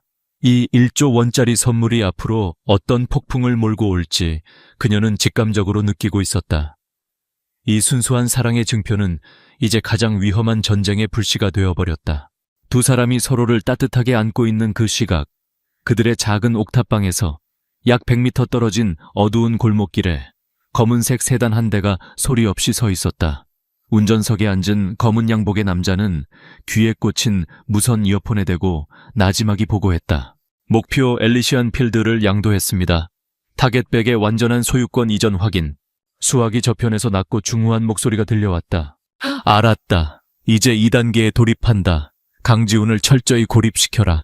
제 발로 걸어 들어오게 만들어야 한다. 알겠습니다, 회장님.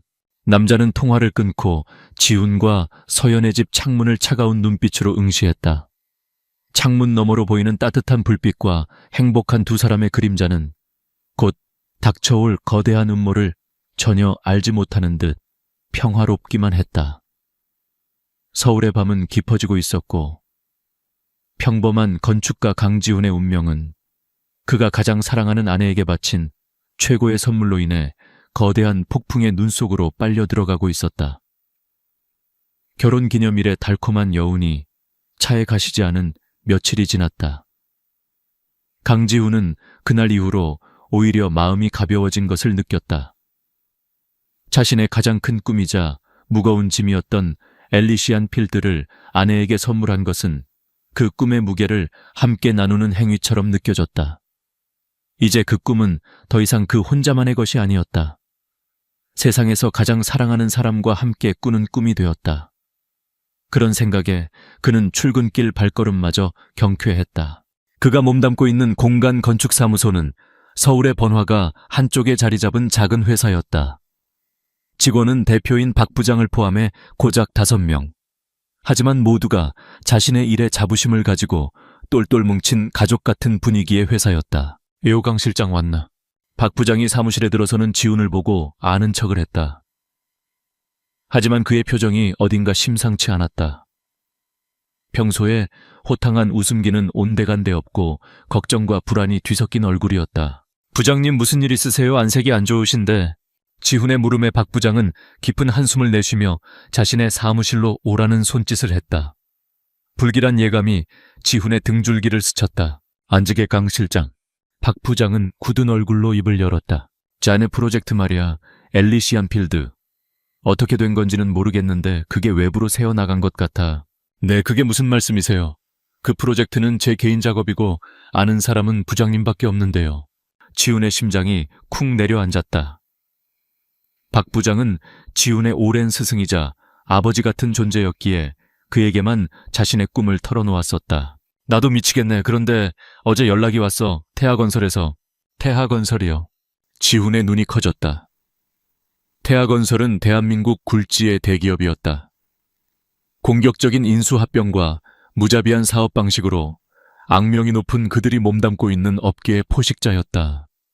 그런 거대 기업이 자신 같은 무명 건축가의 프로젝트에 무슨 일로 그래 태하건설. 그쪽 법무팀에서 직접 연락이 왔어. 엘리시안 필드에 대해 논의하고 싶다고 하더군. 대체 어떻게 한 건지 모르겠어. 박 부장은 머리를 감싸쥐었다.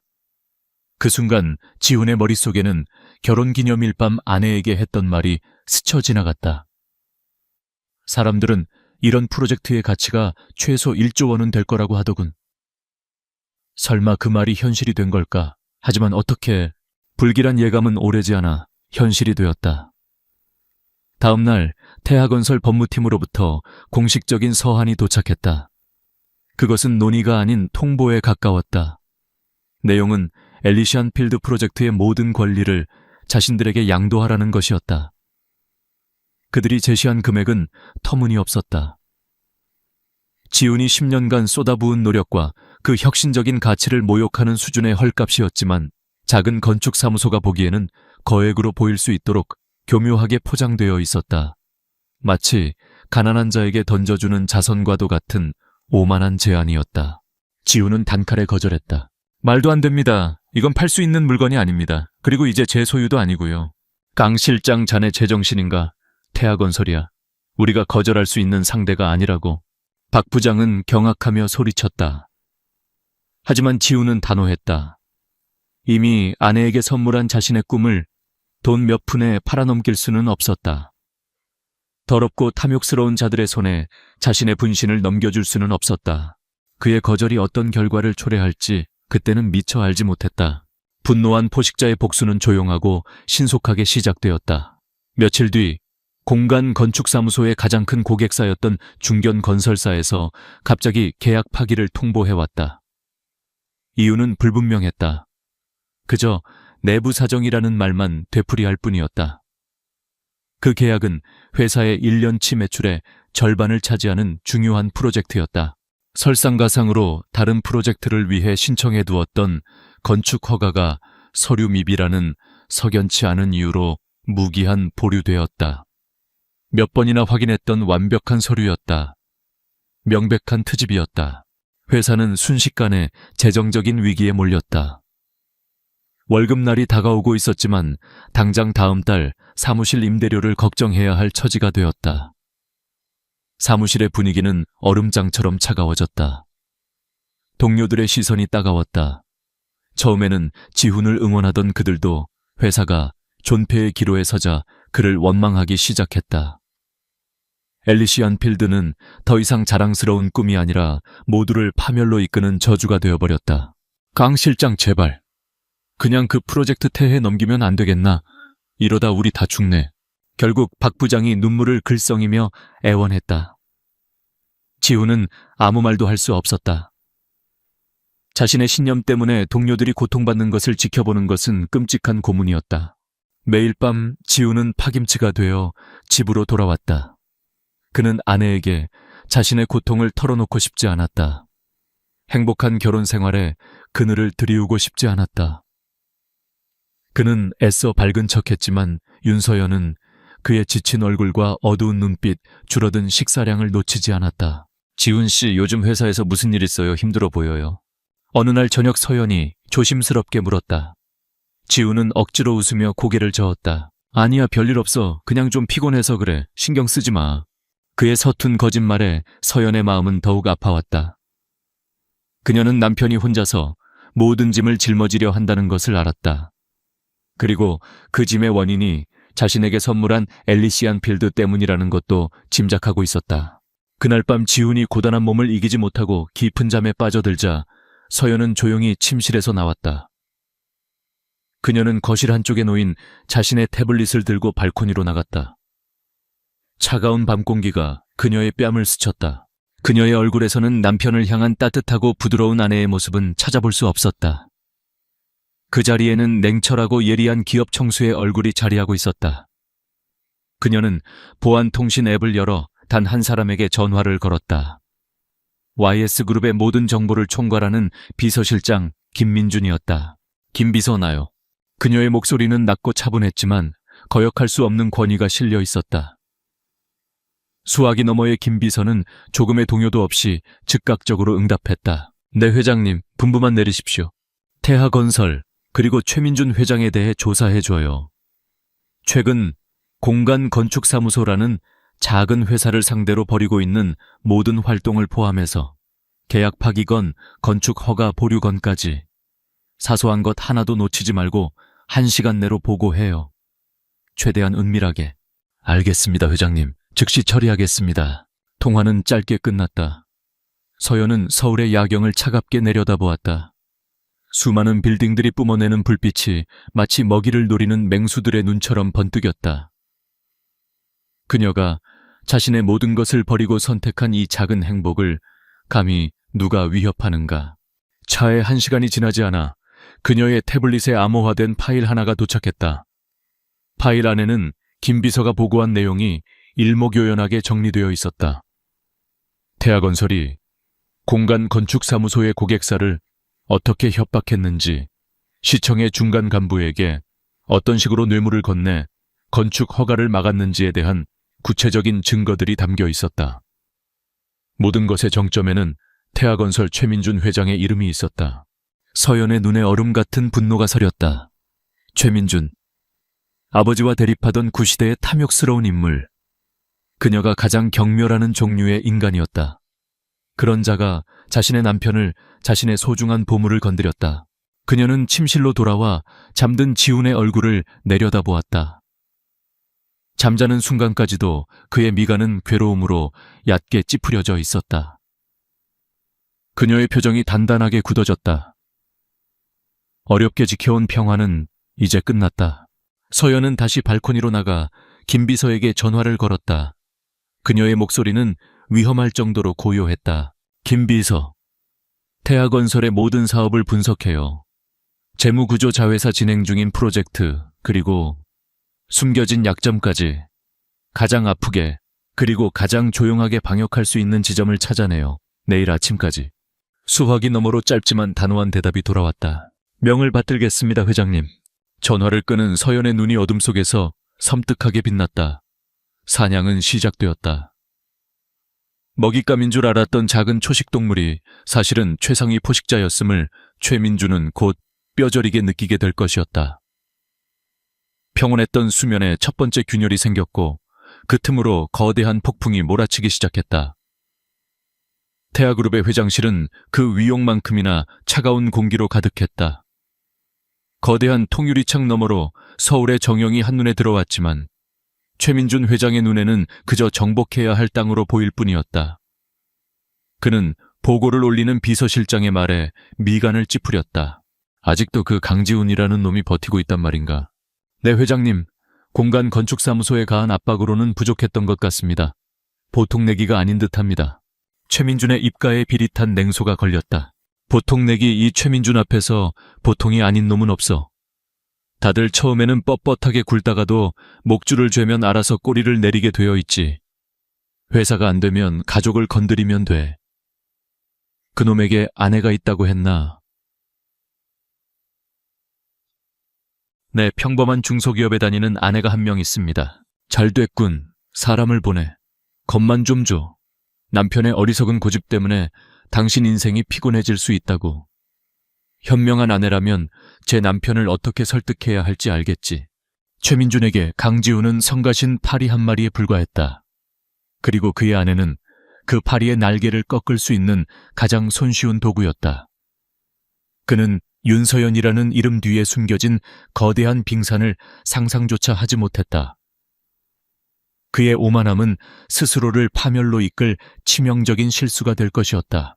그날 오후 지훈과 서연이 사는 낡은 빌라의 골목길에 험악한 인상의 사내 둘이 나타났다. 그들은 누가 봐도 정상적인 용무로 그곳을 찾은 것 같지 않았다. 검은 옷차림에 짧게 깎은 머리 팔뚝에 희미하게 보이는 문신까지. 그들은 빌라 입구에서 담배를 피우며 건물을 주시했다. 지훈은 출근했고 서연 혼자 집에 있을 시간이었다. 서연은 창문 커튼 사이로 그들을 지켜보고 있었다. 그녀의 표정에는 놀라움이나 두려움 대신 올 것이 왔군 하는 차가운 예상이 서려 있었다. 김 비서가 보고한 최민준의 성향 분석 자료에 따르면 그는 목적을 위해서라면 수단과 방법을 가리지 않는 인물이었다. 특히 상대가 약자라고 판단될 때 가장 비열하고 직접적인 방식을 선호했다. 서연은 일부러 오늘 휴가를 냈다. 덫을 놓고 사냥감이 제 발로 걸어 들어오기를 기다리고 있었다. 얼마 후 서연은 마치 장을 보러 나가는 것처럼 평범한 옷차림으로 집을 나섰다. 낡은 빌라의 좁은 복도에서 사내들과 마주친 것은 계획된 수순이었다. 강지훈 씨 부인 되시죠? 덩치 큰 사내가 길을 막아서며 물었다. 그의 눈빛은 노골적으로 위협적이었다. 무세운 일이시죠? 서연은 살짝 겁먹은 듯한 평범한 주부의 목소리로 대답했다. 그녀의 연기는 완벽했다. 남편분 때문에 여러 사람이 피곤해졌어. 그 잘난 프로젝트인지 뭔지 당장 태아건설에 넘기라고 전해요. 괜한 고집 부리다가 험한 꼴 보기 싫으면. 다른 사내가 비웃으며 말했다. 그는 한 걸음 더 다가서며 서연의 팔을 거칠게 붙잡으려 했다. 말귀를 못 알아듣나 좋게 말할 때 바로 그 순간이었다. 사내의 손이 그녀의 옷깃에 닿으려는 찰나 서연의 눈빛이 변했다. 방금 전까지 겁에 질려있던 유순한 아내의 모습은 온데간데 없이 사라졌다. 그 자리에는 극도로 단련된 포식자의 얼음 같은 냉기가 서렸다. 내 몸에 손대지 마. 그녀의 목소리는 나지막했지만 복도 전체를 얼어붙게 할 만큼 날카로웠다. 그녀의 움직임은 번개 같아닿다. 사내의 손목을 붙잡아 비틀고 정확하게 팔꿈치 관절에 급소를 찔렀다. 악도하는 비명과 함께 덩치 큰 사내가 바닥에 쓰러져 뒹굴었다. 모든 것이 순식간에 일어났다. 함께 있던 다른 사내는 눈앞의 상황을 이해하지 못하고 멍하니 굳어버렸다. 그때였다. 위층 계단과 아래층 입구에서 그림자처럼 소리 없이 4명의 남자가 나타났다.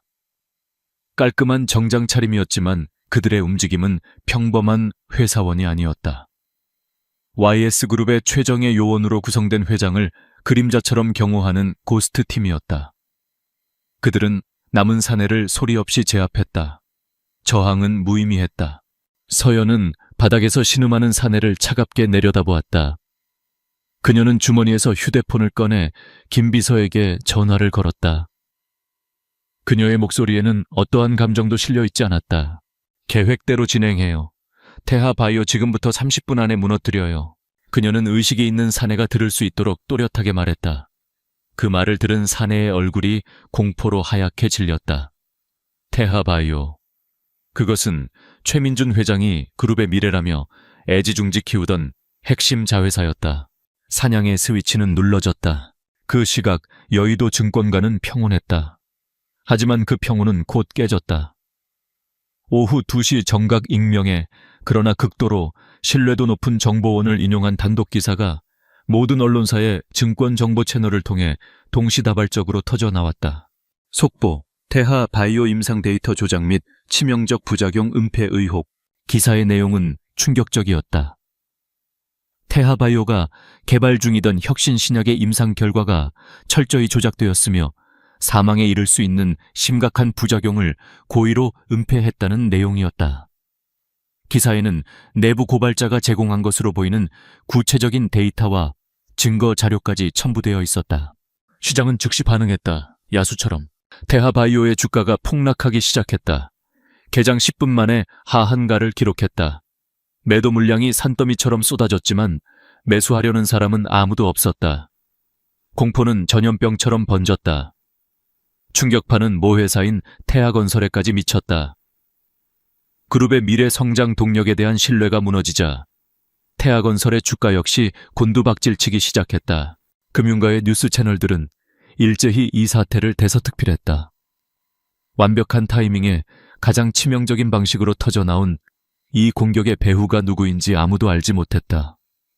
그저 보이지 않는 거대한 손이 태하그룹의 심장을 움켜쥐고 있다는 사실만을 직감할 뿐이었다. 1시간도 차에 되지 않아 최민준 회장의 자산 수조원이 공중으로 증발했다.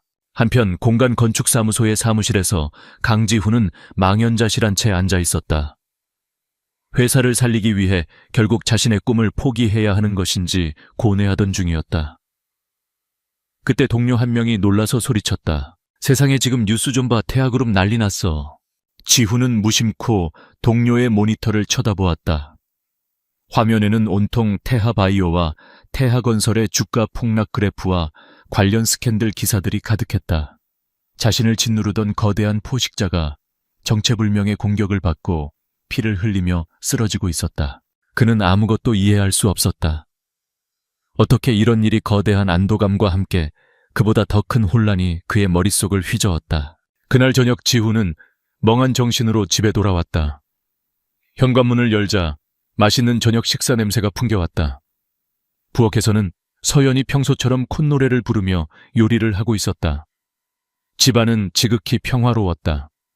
낮에 있었던 끔찍한 대결의 흔적은 어디에도 찾아볼 수 없었다. 왔어요, 지훈 씨. 오늘 저녁은 당신이 좋아하는 김치찌개 끓였는데. 그녀는 평소와 똑같은 따뜻한 미소로 그를 맞았다. 하지만 그 미소를 보는 지훈의 마음속에 전에 없던 생경한 감정이 피어올랐다.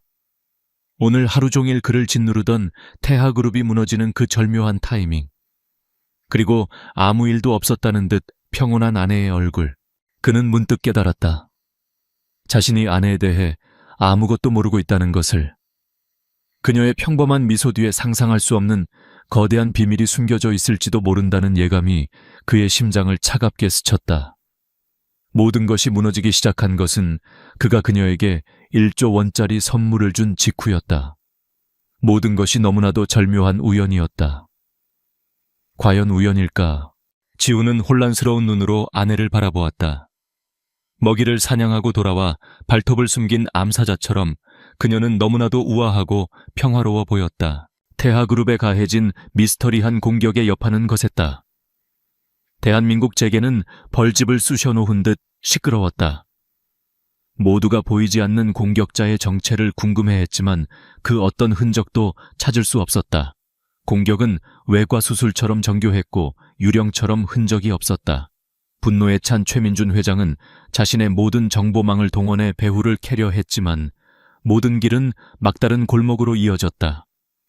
그는 어둠 속에서 자신을 비웃는 정체불명의 적 때문에 미쳐버릴 지경이었다. 반면 공간 건축사무소에는 기적 같은 평화가 찾아왔다. 하루아침에 모든 압박이 사라졌다. 계약을 파기했던 고객사는 이제 제발 다시 계약해달라며 박 부장에게 매달렸다. 무기한 보류되었던 건축 허가는 놀라운 속도로 처리되어 당일 바로 승인이 떨어졌다. 사무실의 분위기는 축제와 같았다. 동료들은 지훈을 행운의 부적이라며 칭송했다. 강 실장 자네 정말 대단해. 자네가 태해에 굴복하지 않으니까 하늘이 도운 거야. 박 부장은 지훈의 등을 두드리며 호탕하게 웃었다. 하지만 지훈은 웃을 수 없었다. 동료들의 환호성이 멀게만 느껴졌다. 그의 마음속에서는 안도감보다 더 큰 의심과 불안이 자라나고 있었다. 이 모든 것은 우연이 아니었다. 태하그룹이 공격받은 시점, 자신의 회사를 짓누르던 압박이 거짓말처럼 사라진 타이밍, 모든 것이 너무나 완벽하게 맞아떨어졌다. 그리고 그 중심에는 어제 저녁 아무 일도 없었다는 듯 평온한 얼굴로 김치찌개를 끓이던 아내 윤서연이 있었다. 그날 밤 지훈은 무거운 마음으로 집으로 향했다. 더 이상 모른 척할 수 없었다. 그는 진실을 마주해야만 했다. 집에 도착하자 어제와 똑같은 풍경이 그를 맞았다. 맛있는 음식 냄새 그리고 따뜻한 미소로 그를 반기는 아내. 하지만 이제 그 모든 것이 지훈에게는 거대한 연극의 무대처럼 보였다. 저녁 식사는 숨 막히는 침묵 속에서 이루어졌다. 서연은 무언가 감지한 듯 조용히 식사만 할 뿐 아무것도 묻지 않았다. 마침내 지훈이 수저를 내려놓으며 침묵을 깼다. 서연아, 우리 얘기 좀 해. 그의 목소리는 낮고 무겁게 가라앉아 있었다. 서연 역시 조용히 수저를 내려놓고 그의 눈을 마주 보았다. 그녀의 눈빛은 슬퍼 보였지만 각오가 서려 있었다. 올 것이 왔다는 것을 그녀는 알고 있었다. 지훈은 떨리는 목소리로 자신의 의심을 털어놓기 시작했다. 태하그룹이 공격받은 거 당신도 뉴스에서 봤지. 그런데 이상하지 않아. 내가 그들에게 마지막으로 거절 의사를 밝힌 바로 다음 날이었어. 그리고 우리 회사의 모든 문제가 거짓말처럼 해결됐어. 이 모든 게 우연이야. 그는 잠시 숨을 골랐다. 그의 눈빛이 흔들렸다. 결혼기념일 날 내가 당신에게 줬던 그 프로젝트. 내가 말했던 1조 원이라는 가치. 당신은 뭔가 알고 있었던 거 아냐? 제발 솔직하게 말해줘. 당신 대체 누구야? 지훈의 마지막 질문은 절규에 가까웠다.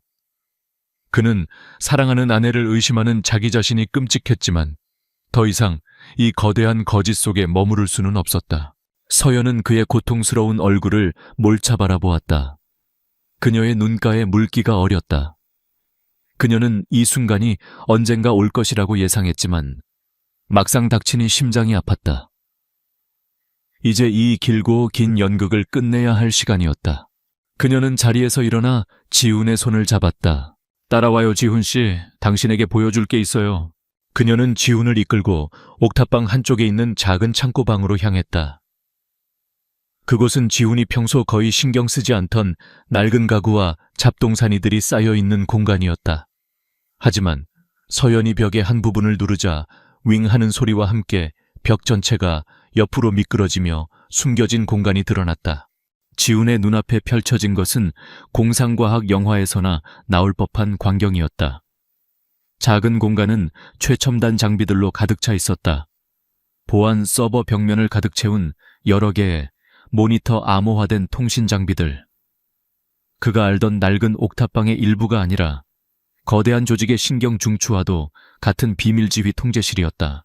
서연은 메인 모니터를 켰다. 화면에 푸른색의 YS그룹 로고가 떠올랐다. 이어서 복잡한 금융차트 그룹 내부 보고서, 각 계열사, 사옥의 실시간 보안 카메라 영상들이 화면을 가득 채웠다. 지훈은 숨쉬는 것조차 잊은 채 멍하니 서 있었다.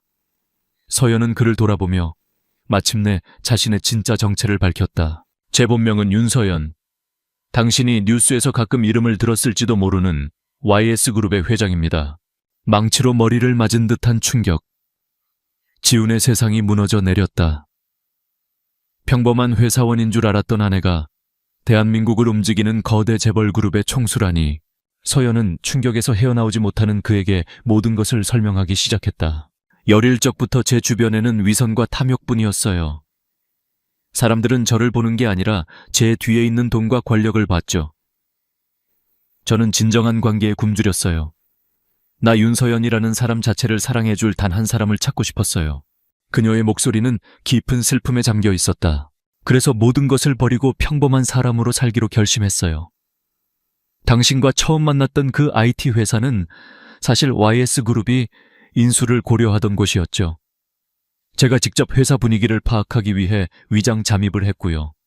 그리고 거기서 당신을 만났어요. 그녀는 지훈의 눈을 바라보며 말을 이었다. 당신은 제가 평생 처음 본 종류의 사람이었어요. 자신의 꿈에 대해 이야기할 때 그렇게 순수하게 빛나는 눈을 가진 사람. 저는 제 본래 임무도 잊고 당신에게 빠져들었어요. 그리고 당신 곁에 남기로 결심했죠. 하지만 당신이 저에게 선물한 엘리시안 필드는 너무나도 거대한 보물이었어요. 최민중 같은 포식자가 절대 그냥 지나칠 수 없는 먹잇감이었죠. 그가 당신을 협박하고 마침내 저까지 건드렸을 때 저는 선택해야만 했어요. 당신과 내가 만든 이 작은 행복을 지키기 위해서 저는 다시 과거의 괴물이 되어야만 했어요. 모든 조각이 맞춰졌다. 지훈의 머릿속은 거대한 폭풍이 휩쓸고 지나가는 것 같았다. 배신감, 박탈감, 그리고 상상할 수 없는 위화감. 자신이 사랑한 모든 순간이 거짓 위에 세워진 성이었다는 생각에 참을 수 없는 고통이 밀려왔다. 보잘것없는 건축가인 자신과 대한민국 정점에 서 있는 재벌 총수. 그 엄청난 격차에 그는 자신이 한없이 작고 어리석게 느껴졌다. 하지만 그 모든 감정의 폭풍 속에서도 그는 아내의 얼굴에 서린 깊은 외로움을 보았다. 진정한 사랑을 갈망했던 그녀의 슬픈 눈을 보았다. 그녀는 YS그룹의 회장이기 이전에 자신을 위해 저녁을 짓고 자신을 걱정해주던 아내였다. 거대한 권력 뒤에 숨겨진 그녀의 연약한 진심을 보았다. 지훈은 혼란스러운 감정을 주체하지 못한 채 떨리는 목소리로 물었다. 그의 질문은 원망도 분노도 아니었다. 그저 깊은 슬픔과 혼란이었다. 그럼 우리가 함께한 모든 시간은 뭐였어? 그의 질문이 최첨단 장비로 가득한 차가운 방 안에 무겁게 내려앉았다. 진실은 밝혀졌지만 두 사람의 관계는 이제 막 새로운 그리고 훨씬 더 복잡하고 위험한 현실의 벼랑 끝에 서 있었다. 강지훈의 고통스러운 질문은 차가운 지휘 통제실의 공기 속에 화석처럼 굳어버렸다. 윤서연은 그를 바라보며 그의 세상이 무너져 내리는 소리를 들었다. 그녀는 천천히 다가가 그의 뺨을 감쌌다. 우리가 함께한 모든 시간은 내 인생의 유일한 진실이었어요, 지훈 씨. 회장이라는 직함도 YS그룹의 재산도 모두 버릴 수 있었지만 당신과 함께했던 그 평범한 행복만큼은 버릴 수 없었어요. 그래서 거짓말을 했어요. 미안해요. 그녀의 진심 어린 고백에 지훈의 마음속을 휘젓던 분노와 배신감의 폭풍이 조금씩 잦아들었다. 하지만 그 자리를 채운 것은 더 깊은 혼란과 상실감이었다. 그 후 며칠간 두 사람 사이에는 보이지 않는 벽이 세워졌다. 같은 공간에서 잠을 자고 식사를 했지만 그들은 마치 서로 다른 세상에 사는 이방인 같았다. 지훈은 자신의 감정을 정리할 시간이 필요했고 서연은 묵묵히 그 시간을 기다려 주었다. 한편 거의 반쯤 미쳐가던 최민준 회장은 마침내 신락 같은 단서를 찾아냈다. 태하 바이오를 공격한 정보의 출처를 역추적하는 과정에서 YS그룹의 해외 페이퍼 컴퍼니의 희미한 흔적을 발견한 것이다. 그리고 그 모든 것을 연결하자 믿을 수 없는 결론이 도출되었다. 윤서연, YS그룹의 유령 회장. 그 계집애가 감히 나를 공격해. 최민준의 사무실에서 야수 같은 포효가 터져 나왔다. 충격은 곧 뒤틀린 희열로 바뀌었다. 그는 더 이상 이름 모를 건축가나 정체불명의 해커를 상대하는 것이 아니었다. 그의 오랜 숙적이자 반드시 무너뜨려야 할 YS그룹 그 자체와 마주하게 된 것이다. 이것은 그가 평생을 기다려온 전쟁이었다. 당장 긴급 기자회견을 준비해 판을 새로 짜야겠어. 다음날 오전 최민준은 수많은 카메라 플래시 앞에서 섰다. 그는 증거도 없이 윤서연을 직접 공격하는 어리석은 짓은 하지 않았다. 대신 훨씬 더 교활하고 악랄한 방식으로 선전포고를 했다. 존경하는 국민 여러분, 최근 저희 태아그룹에 가해진 비정상적인 시장 교란 행위는 대한민국 경제의 근간을 흔드는 심각한 범죄입니다. 저희는 이 배후에 업계의 질서를 파괴하려는 무책임한 세력이 있다고 판단하고 있습니다.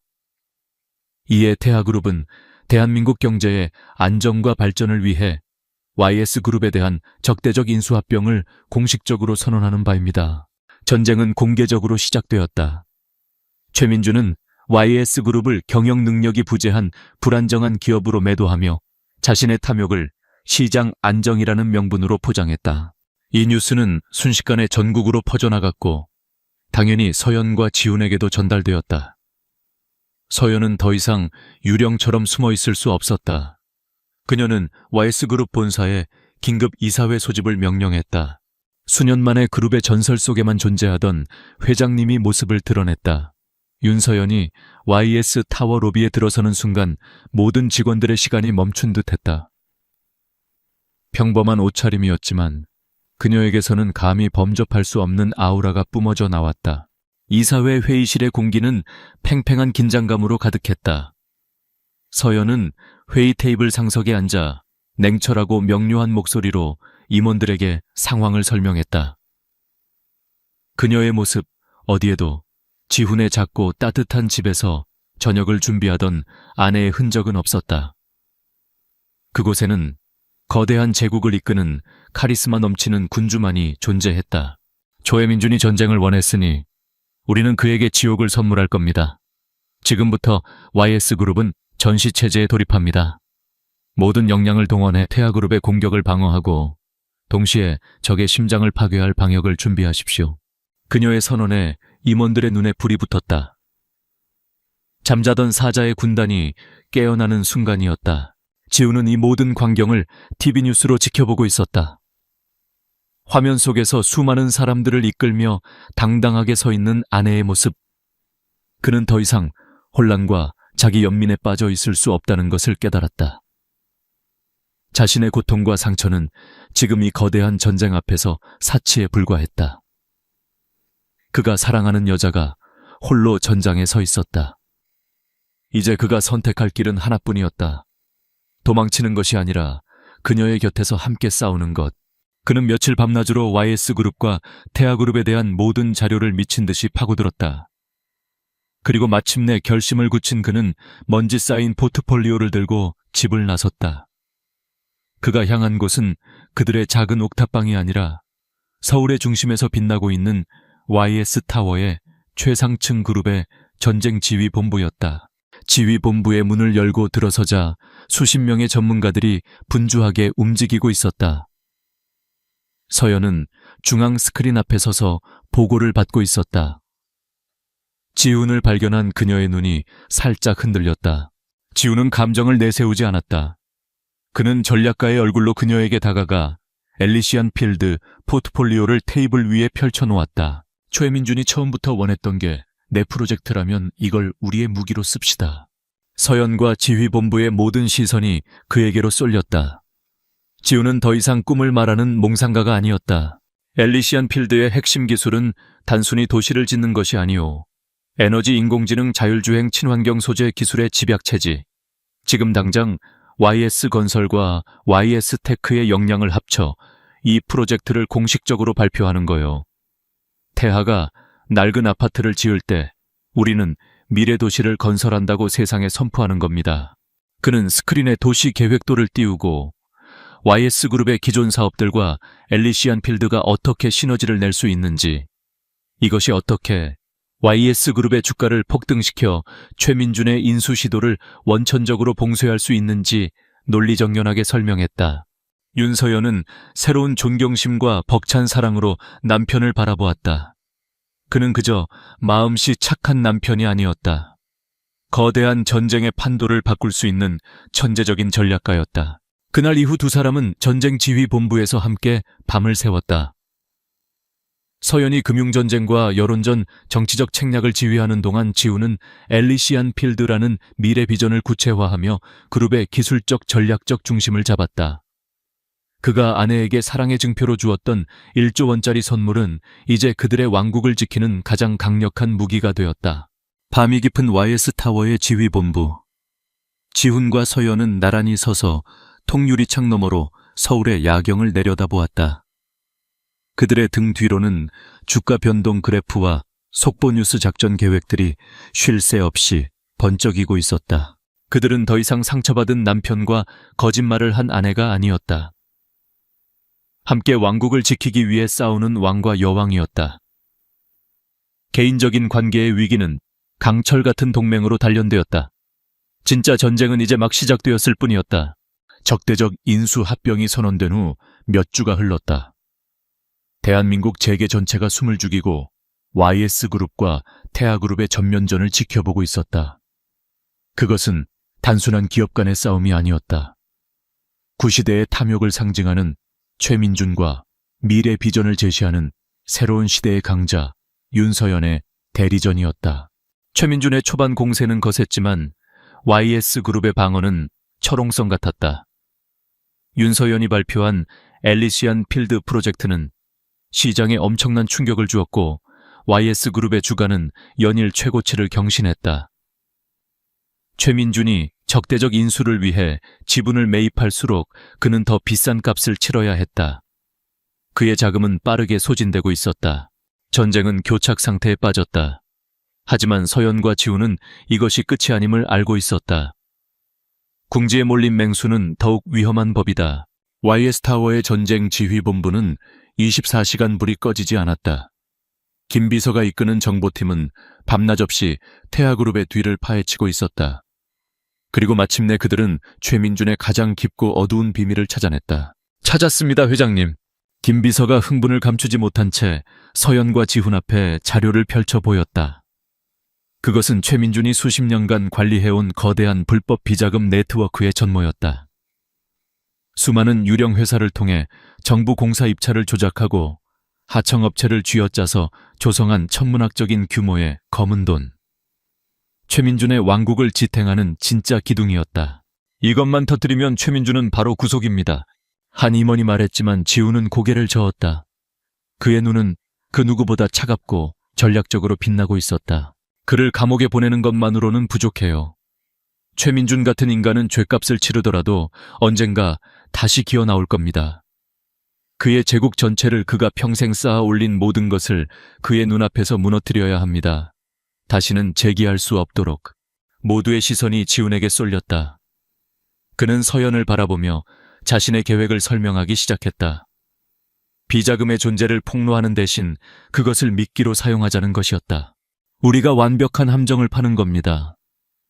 최민준이 거부할 수 없는 너무나도 달콤한 가짜 투자 기회를 만들어서 그가 자신의 검은 돈을 전부 쏟아붓게 만드는 거죠. 작전명은 이카루스의 날개였다. 태양이 아니라 땅으로 추락하게 만들 날개. YS그룹의 정예팀은 세상에서 가장 정교한 사기극을 준비하기 시작했다. 그들은 동남아시아의 한 개발도상국에 대규모 신도시를 건설하는 가짜 프로젝트를 만들었다.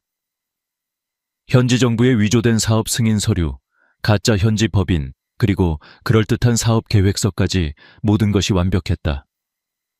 이 프로젝트는 막대한 초기 현금 투자를 요구하도록 설계되었다. 오직 불법 비자금으로만 감당할 수 있는 규모였다. 그리고 그들은 태아그룹 내부에 심어놓은 정보원을 통해 이 비밀 프로젝트 정보를 최민준의 귀에 흘려보냈다. 마치 YS그룹이 비밀리에 추진하던 사업을 가로챌 수 있는 절호의 기회인 것처럼 보이게 했다. 미끼는 던져졌다. 예상대로 자금난과 조급함에 눈이 먼 최민준은 미끼를 물었다.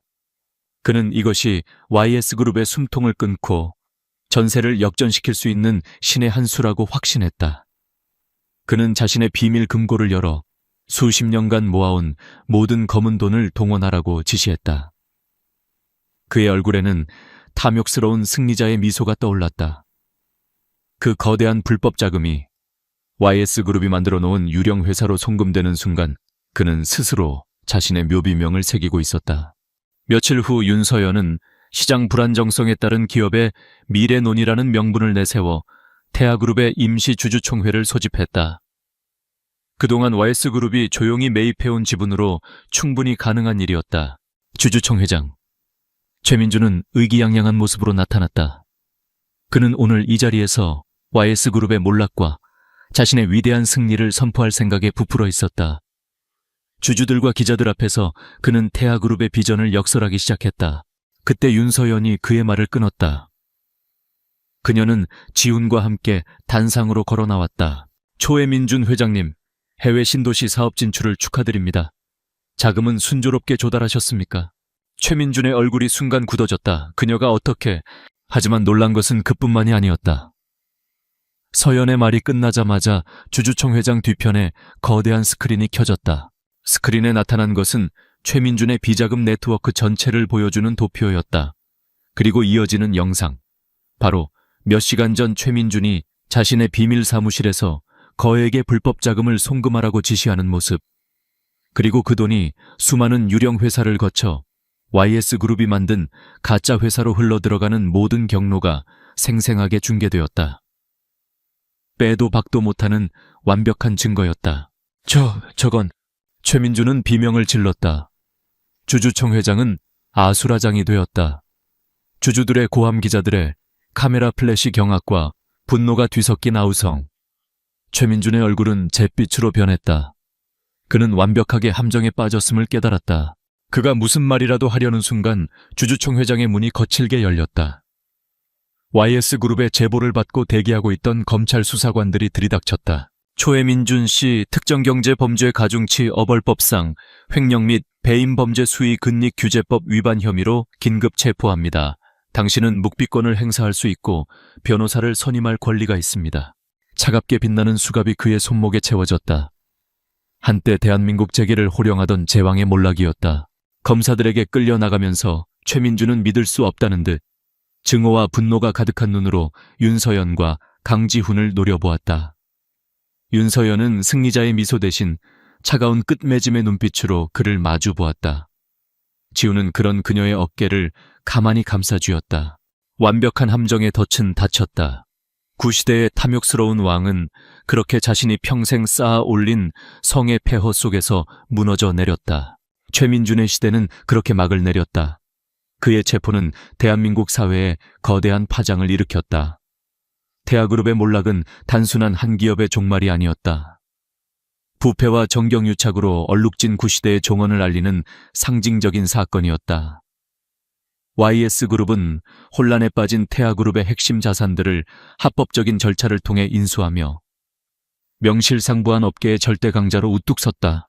전쟁은 끝났다. YS타워의 전쟁 지휘 본부는 마침내 평화를 되찾았다. 쉴 새 없이 번쩍이던 모니터들은 꺼지고 팽팽한 긴장감으로 가득했던 공간에는 고요한 안도감이 흘렀다. 윤서연은 회장으로서 전후 처리를 완벽하게 마무리했다. 그녀의 리더십 아래 YS그룹은 새로운 시대를 향한 힘찬 발걸음을 내디뎠다. 그리고 강지훈, 그는 더 이상 이름 없는 건축가가 아니었다. 엘리시안 필드 프로젝트는 YS그룹의 공식적인 미래 핵심 사업으로 선정되었고, 그는 신설된 미래도시개발본부의 본부장으로 임명되었다. 그가 아내에게 사랑의 증표로 건넸던 1조 원짜리 선물은 이제 그의 손으로 직접 실현될 기회를 얻게 된 것이다. 모든 것이 제자리를 찾은 어느 맑은 날 오후, 지훈과 서연은 YS타워의 최상층, 이제는 조용해진 옛 지휘본부에 나란히 서 있었다. 통유리창 너머로 펼쳐진 서울의 풍경은 그 어느 때보다 평화로워 보였다. 두 사람 사이에는 한동안 침묵이 흘렀다. 그것은 더 이상 어색하거나 불편한 침묵이 아니었다. 거대한 폭풍을 함께 헤쳐나온 전우이자 동반자만이 나눌 수 있는 깊은 이해와 신뢰가 담긴 평온한 침묵이었다. 먼저 입을 연 것은 지훈이었다. 이제 당신은 계속 YS그룹의 회장으로 사는 거야. 그의 목소리에는 원망이나 아쉬움이 아닌 순수한 궁금증이 담겨 있었다. 서연은 지훈을 돌아보며 부드럽게 미소 지었다. 그 미소는 더 이상 자신을 감추기 위한 가면이 아니었다. 아니요, 저는 다시 평범한 윤서연으로 돌아갈 거예요.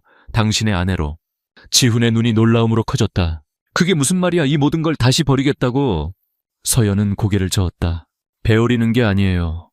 제자리를 찾아가는 거죠. 저는 뛰어난 경영자가 아니에요. 그저 당신과 함께하는 평범한 삶을 지키고 싶었을 뿐이에요. YS그룹에는 저보다 훨씬 유능한 전문 경영인들이 많아요. 저는 이사회의 의장으로서 큰 방향만 제시하고 일상적인 경영은 그들에게 맡길 생각이에요. 그녀는 지훈의 손을 잡았다. 그녀의 손은 따뜻했다. 제 진짜 자리는 회장실의 화려한 의자가 아니라 당신과 함께 저녁을 준비하는 우리 집 부엌이에요. 그게 제가 평생 꿈꿔왔던 삶이니까. 지훈은 아무 말도 할 수 없었다. 그는 그저 아내를 자신의 품에 가득 안았다. 거대한 전쟁의 승리보다, 수조 원의 자산보다 지금 이 순간 아내의 진심이 그에게는 더 큰 감동으로 다가왔다. 그가 사랑했던 여자는 변하지 않았다. 그녀는 여전히 그의 따뜻하고 현명한 아내 윤서연이었다. 며칠 뒤 지훈과 서연은 다시 그들의 작은 옥탑방으로 돌아왔다. YS타워의 화려한 펜트하우스가 아닌 낡고 소박하지만 그들의 사랑이 시작된 곳으로. 지훈은 출근 준비를 하는 서연을 보며 물었다. 정말 괜찮겠어? 다시 그 작은 IT 회사로 돌아가는 거. 서연은 YS그룹이 인수한 그 IT 회사의 평사원으로 다시 복직했다. 물론 이제는 모두가 그녀의 정체를 알았지만 그녀는 스스로 평범한 직원처럼 행동했다. 서연은 넥타이를 매만져주며 장난스럽게 웃었다. 그럼요. 미래도시개발본부장님의 아내인데 이 정도는 해야죠. 그리고 전 아직도 당신이 제 앞에서 긴장해서 설계 도면을 떨어뜨리던 그 순간을 잊을 수 없어요. 그 순수했던 강지훈 씨를 다시 만나러 가는 길이 얼마나 설레는데요. 두 사람은 서로를 보며 웃었다. 모든 상처와 오해는 씻겨나가고 그들의 사랑은 이전보다 더욱 단단하고 깊어졌다. 그날 저녁 지훈은 퇴근길에 작은 꽃다발을 샀다. 집에 돌아오자 서연이 평소처럼 맛있는 저녁 식사를 준비해놓고 그를 기다리고 있었다. 모든 것이 처음으로 돌아간 것 같았다. 아니, 처음보다 더 완전해졌다. 두 사람은 식탁에 마주 앉아 여느 평범한 부부처럼 오늘 하루 있었던 일들을 이야기했다. 지훈은 자신의 본부에서 엘리시안 필드의 첫 삽을 뜰 부지를 선정했다고 신나게 이야기했고, 서연은 회사에서 있었던 소소한 에피소드들을 이야기하며 웃었다. 식사가 끝난 후 지훈은 꽃다발을 그녀에게 건넸다. 결혼기념일 선물이야. 좀 늦었지만. 서연은 활짝 웃으며 꽃을 받아들었다. 고마워요. 그런데 진짜 1조 원짜리 선물은 따로 있잖아요. 그녀는 지훈의 손 위에 자신의 손을 포겠다. 당신이 나에게 준 최고의 선물은 엘리시안 필드가 아니었어요. 당신의 전부를 기꺼이 내어주었던 그 순수한 마음. 그리고 어떤 상황에서도 서로를 믿고 지켜주었던 우리의 사랑. 그게 진짜 1조 원짜리, 아니 돈으로 환산할 수 없는 진짜 자산이었어요. 지훈은 그녀의 말을 들으며 깨달았다. 그렇다. 그들이 함께 겪었던 모든 시련과 역경은 결국 그들의 사랑이 얼마나 위대한 가치를 지녔는지 확인시켜주는 과정이었을 뿐이다. 두 사람은 나란히 창가에 서서 서울의 야경을 내려다보았다.